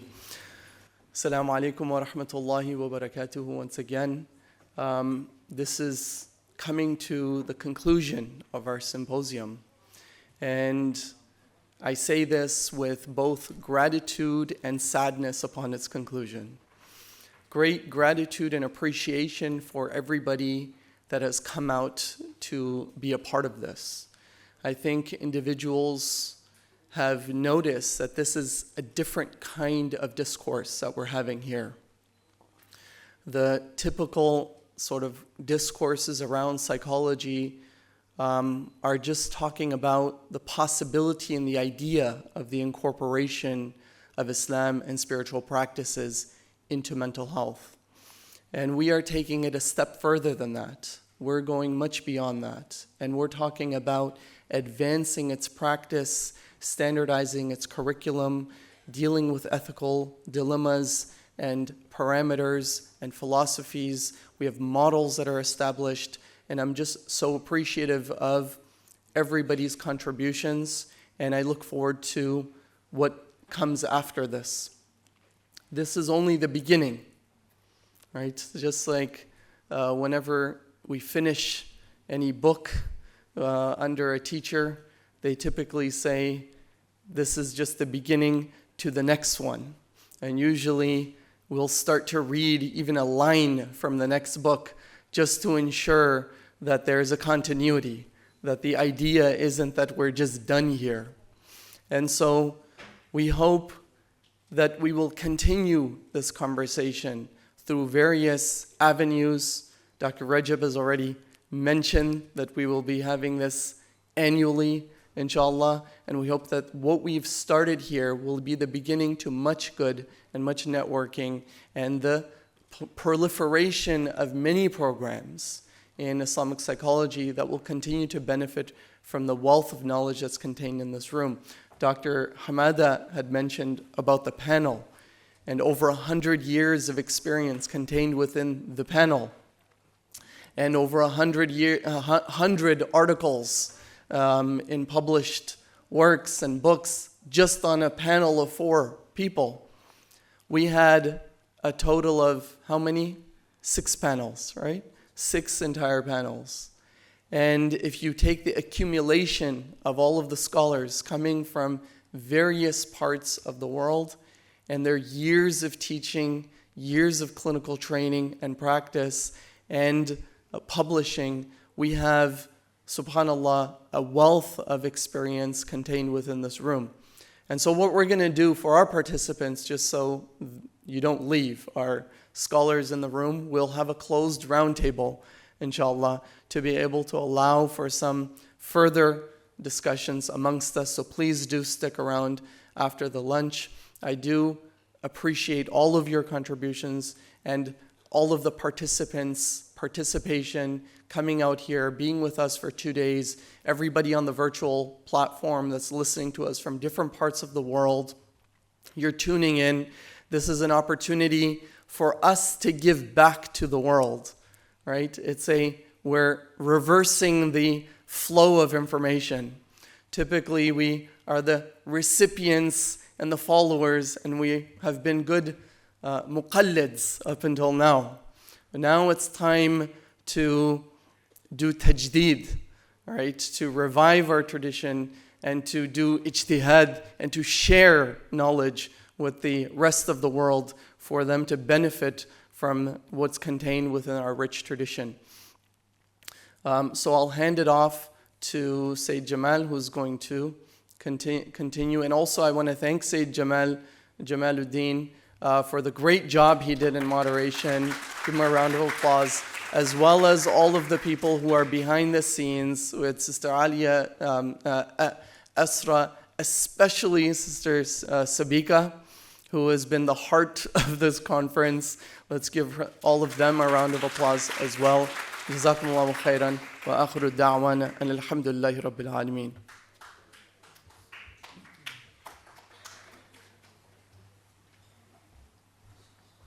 Jazakallah khairan, Dr. Human, for those great remarks. And we're very honored to have this as an annual space for growth, both psychologically and also academically. We also want to welcome Hojam. Hojam in Turkish means great scholar or somebody that we appreciate and that we follow and learn. So Hojam, Dr. Recep Şentürk, we would love to hear some opening remarks. As you guys know, Dr. Şentürk is the Dean of College of Islamic Studies, Hamad bin Khalifa University. Round of applause, please. السلام عليكم ورحمة الله وبركاته بسم الله الرحمن الرحيم الحمد لله رب العالمين والصلاة والسلام على رسولنا وحبيبنا محمد وعلى آله وصحبه أجمعين. Thank you very much for inviting me for opening remarks. يعني this is a good omen that we are opening something إن شاء الله تعالى يكون فتوحات إن شاء الله في للمستقبل. I see that Allah made him say this, that we are opening a new work. And here we are starting here, but we are building on the work of scholars who worked on this before us. So this continuity is very important. And also we are trying to bring together everyone in the world, to contribute so that we work all together. I see that this is an ongoing work. It's an ongoing work, and it will never be completed. Otherwise, you'll be jobless. See what I mean? So we intellectuals, academics, philosophers always create new problems, new issues, so that people need us and appreciate our work. So I see that this work will continue forever, inshallah ta'ala. And this is an exciting journey, and we will be in this journey all together, inshallah ta'ala. And CIS will be, inshallah, a center, or we hope that it will be the leading center, or at least one of the centers in the world, to play a key role in pushing this work further and bringing people together annually, inshallah ta'ala.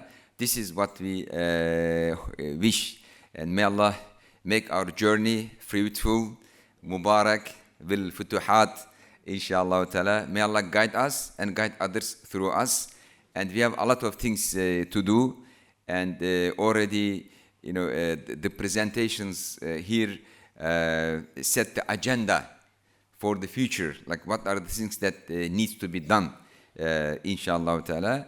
And but the beginning is half finishing, so we should be very hopeful and excited. So we have a mission, to fulfill. We have a goal to achieve, inshallah ta'ala. And there are people who have no goal, no mission in their life. It's better to have some problems. See what I mean? So alhamdulillah, we have some problems to work on it, to solve together, inshallah. And I believe that Western psychology has failed in solving even the problems of the Western societies.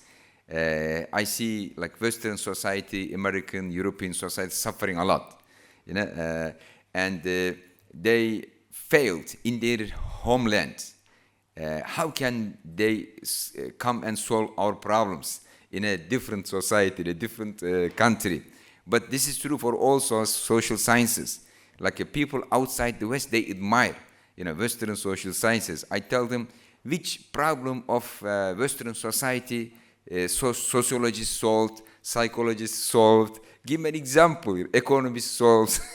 They're like it's a big, they are suffering from a lot of problems, and social science, I believe, useless, in their homeland. We should not exaggerate, their role. Of course, we will learn. We are open civilization. We learned, from other civilizations. We have no, complex in learning from them. Anything empirically proven, we are open to accept. But science is composed of two things: empirically proven facts and their interpretations. Empirically proven facts, we accept them, no problem. But when it comes to interpretations, their interpretations are theirs. We'll have our own interpretation, because those interpretations are based on worldviews. They are based on ideologies, and they, even among themselves, they have opposite interpretations of the same data. Why should we feel obliged? But they package them together and present to the outside world as if both are science. They are like magicians of the Pharaoh. So putting things together to deceive the whole world. So we should not be deceived. We should be fair but critical. Fair but critical. Fair to accept anything proven, evidence-based. Khalas, ma fi mishkila. But when it comes to like interpreting them in like a nonsense way, materialistic, from a materialistic perspective or egocentric perspective, this is not what we want. And the impact of psychology is very detrimental poisonous, on many societies. Let me give you one example. Recently, someone shared a video with me. There is a psychologist giving advice to Muslim women. So he says Muslim women put their children first, husband second, themselves last. He says this is wrong. Put yourself first. Why do you neglect yourself? Put yourself first. Then the other people. This is very appealing, very attractive, right? And very tempting, seductive advice. I should put myself first. But put this in a broader perspective, in a long-term perspective. What happens if the wife puts herself first? Then the man will put himself first, okay? And the children will put themselves first. Then where is the family, okay? And later, when this woman needs help, who's gonna come to her help? She'll be lonely. Nobody will care about her because she did not care about the others, right? So it is her best interest, it is her best investment, not to put herself first. Put the family first, husband, children, friends, so that they come to her help later when she needs them, right? So when I heard that there is Minister of Loneliness in UK, I could not believe. I said, this must be fiction, a lie, or something like this. I went to internet, checked. It's true. This is beyond my imagination. How can there be Minister of Loneliness? So look at where they ended up by following this kind of advice. They pay to buy, to destroy their lives. It's like paying for the poison, to kill yourself. So do you want to end up like in Qatar or other Muslim societies to have a Minister of Loneliness in 10, 20 years? Is this what you want? Is this your dream? Of course not, okay? So we have to take measures, not to go in the same direction. Like our values is not egocentric. We are not selfish. Our life, our worldview is based on futuwa, altruistic perspective. And we do this for the sake of Allah. But at the same time, it's the best thing. It serves your best interest in this world at the same time. So, like for all these reasons, it's very important for us to revive our tradition. These problems have always existed everywhere. And in Muslim society, our scholars came up with many ways to deal with them. All what we need to do is rooted revival, without which we will be suicidal. Yes. Yes. Okay. And rooted revival can happen only through multiplexity. Multiplexity is the alternative to materialism. Materialism is uniplex. It reduces everything to the material level. But multiplex accepts that there is material level, and also the metaphysical level, and also the divine level. And there are multiple types of knowledge as well. Empirical knowledge, rational knowledge, and also knowledge we derive from wahi. This is what we call multiplex epistemology. And for every type of knowledge, we need a special method, and we developed it.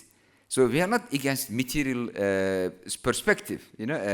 We are as materialist as they are. The only difference is we are not reductionist. We are as idealist as those idealists. The only difference is we are not reductionist. We see that there is a proper domain in which you have to deal with material reality. There is a proper domain in which you need to deal with ideal reality. But what separates us is our holistic, comprehensive perspective. I call this ontological pluralism, epistemological pluralism, methodological pluralism. They have ontological autocracy, methodological autocracy, epistemological autocracy, monism. Either you accept only one level of reality or you are out. You accept only one type of knowledge, a single method as a scientific method, but we are pluralistic. And this pluralism is based on our understanding of reality, this multiplex ontology. I call it ontological pluralism and open ontology. And then open epistemology or epistemological pluralism. Those societies in the West, they are doomed to fail in their effort to create a plural society because their ontology is reductionist, uniplex, epistemology is uniplex, and their methodology is also the same. They are doomed to fail in their effort to create any kind of pluralism. So our revival, our rooted revival, inshallah ta'ala, will be based on this multiplexity. So we don't create a dichotomy between Islam and West. We create a dichotomy based on ideas. Reductionism versus multiplexity. Uniplexity versus multiplexity. Pluralist ontology versus monist ontology and epistemology. So this is better, because better than like putting Islamic psychology versus Western psychology. Say, multiplex psychology versus uniplex reductionist psychology. Avoid this pseudo dichotomy between Islam and the West. So today, West is everywhere, Islam is everywhere, inshallah ta'ala, and Islam is the fastest growing religion in the world. The number of Muslims are spreading. We are very hopeful about the future, although there are sad things that are happening at the same time. And I believe that you as psychologists, you have a key role to play, to protect Muslim societies, especially young people and children, from the attacks of those deviant people who are using psychology as a weapon. Jazakumullah khairan. Wassalamu alaikum wa rahmatullahi wa barakatuh.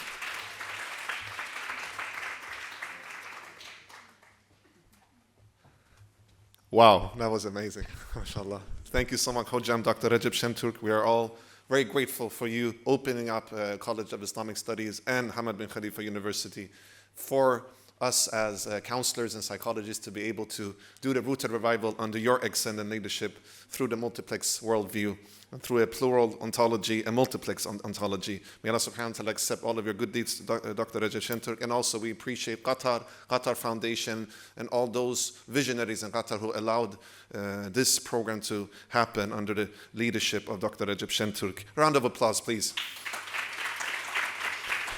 All right.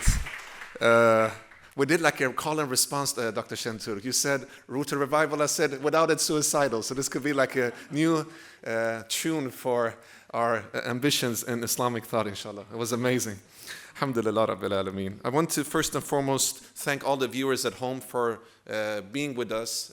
We have had over 50% right now watching it, and that's a lot. I mean, it's a daytime activity, so many people are working. For all of you who couldn't be here, welcome next year. As Dr. Shamturk and Dr. Human Keshavarzi said, that this will be an annual gathering, inshallah. So all of you are welcome. I want to thank all the participants. Please forgive me for any shortcomings first and foremost. If I said anything wrong or did anything wrong, rest assured that all the mistakes are solid in mine. If anything good came from my perspective, it's all from Allah subhanahu wa ta'ala, and all the mistakes are mine.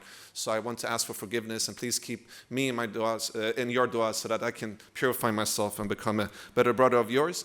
I also want to thank all of you here for your questions. I know that you wanted to ask even more questions, so please forgive us. There will be more opportunities for questions in the near future. We will be in touch. I actually wanted to go to next slide.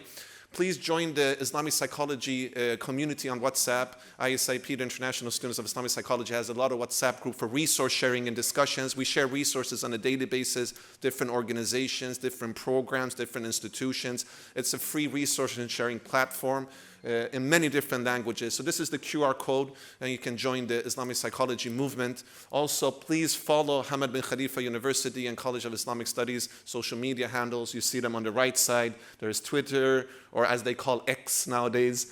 I rather call it Malcolm X instead, because we like to follow Malcolm X, rahimullah.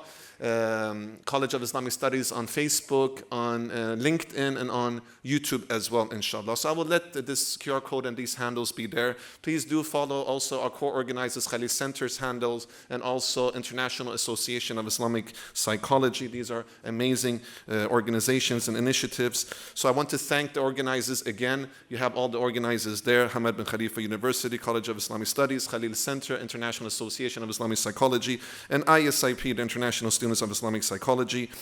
Also, don't forget that there is an MA in Counseling Psychology going on here. This is a unique program that we haven't seen as yet all over, around the world, and hopefully many other universities will come to take inspiration from the works here at CIS. So if you haven't applied, please do apply. And next year you can apply as well. So we will definitely advocate for this program. And as Dr. Shentuk said, this is the center of Islamic psychology, and hopefully we will have many multiplex centers as well, taking inspiration from the great works of CIS and HBKU, inshallah. I want to thank all the scholars. Please round of applause to all the scholars and all the presenters, all the moderators, all the counselors, all the participants and audience members for the amazing presentations and all the panels. I think we all brought a lot of gems that we will try to internalize in our clinical work if we're clinicians, in our studies if we are students, in our academical work if we are academicians. So alhamdulillah rabbil alameen. I mean, 1 hour is not enough. We need a lot of hours. So hopefully the conversation will continue on social medias and also through our suhbah and companionship. I also want to give a special thanks. Again, I know Dr. Human always said, Jamaluddin, you have this, but I will speed up, inshallah. So I need to really thank Sister Sabika again for her amazing work. Also Sister Alia, Sister Esra, Sister, let me not forget any names, Sister Medea, Sister Dania, and also Brother Hussein. I don't want to forget you, mashallah. He's a hip-hop fantastic. So Brother Hussein has done a great job. So round of applause to all the volunteers. And last but not least, after prayer and lunch, we will continue with all those who are the panelists and those who have been in the different discussions here on the stage. We will have a closed discussion table to further discuss how we can move forward as one movement, inshallah. So that will be at 1:15. And Sister Sabika told us to meet here in this auditorium, and then we will go to a different place, inshallah ta'ala. I think I brought most of the things. Yes. Let's make a dua to all of the predecessors, all of the scholars who opened up this field of Islamic psychology based upon the sunnah of the Prophet sallallahu alaihi wasallam and the sanad and silsila that comes with it, based upon all the scholars of our tradition who have dedicated their life and sacrificed their life so that we can sit here, stand here, and really reflect upon ilm al-nafs and Islamic psychology. Please make a dua for all of them. Let's make dua for Professor Malik Badr rahimahullah, because he is the father of contemporary Islamic psychology. I never met him personally, but I feel like he is a father of mine through the heart-to-heart connection. So make dua. Let's make dua for all of our predecessors and all of our scholars and all of the students. Let's raise our hands and just make a dua. We can do a silent dua, inshallah.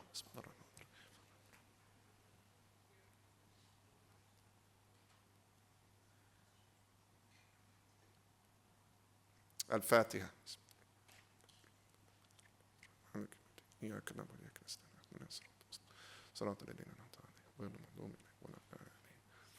Let's make dua for all of our brothers and sisters in Palestine, all of our brothers and sisters in Ugaristan, all of our brothers and sisters in Myanmar, all of our brothers and sisters in Yemen and Syria and Iraq and Afghanistan and Sudan and Somalia, all over the world, all of our brothers and sisters all over the world. May Allah subhanahu wa ta'ala allow you to receive the support and help you need, and make your struggles a way for you to come closer to Allah subhanahu wa ta'ala, and take away all of your struggles so that you can live in peace and prosperity. May Allah subhanahu wa ta'ala allow Islamic psychology to be the modality that will help all of our brothers and sisters who are suffering as refugees, as people that are feeling oppression, whether it's in the west or east or north or south. May Allah subhanahu wa ta'ala accept all of our deeds here as sadaqah jariyah to all of our predecessors and also to Professor Malik Badr rahimahullah. Al-Fatiha.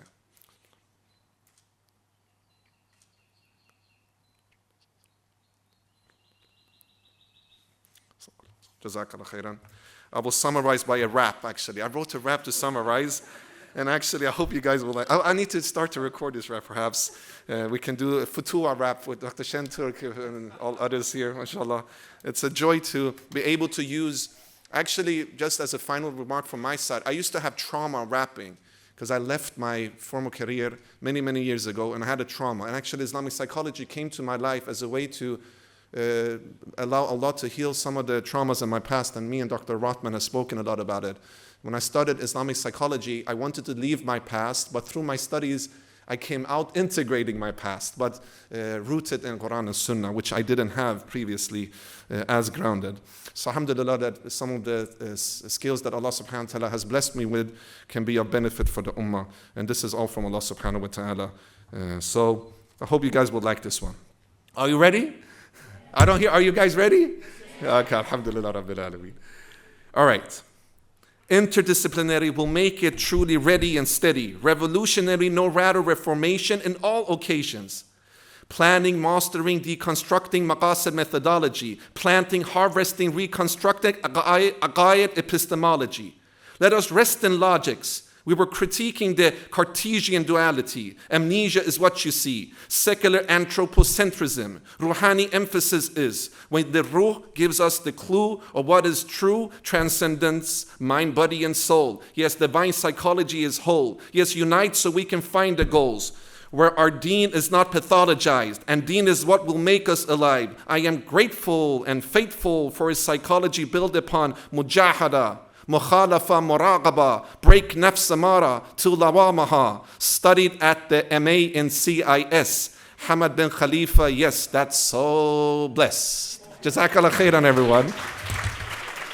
Without any further ado, please join our movements, and we'll see each other next year, inshallah. And I want to thank you all again, and let's have a great lunch together. Jazakallah khairan. Assalamu alaikum wa rahmatullahi wa barakatuh.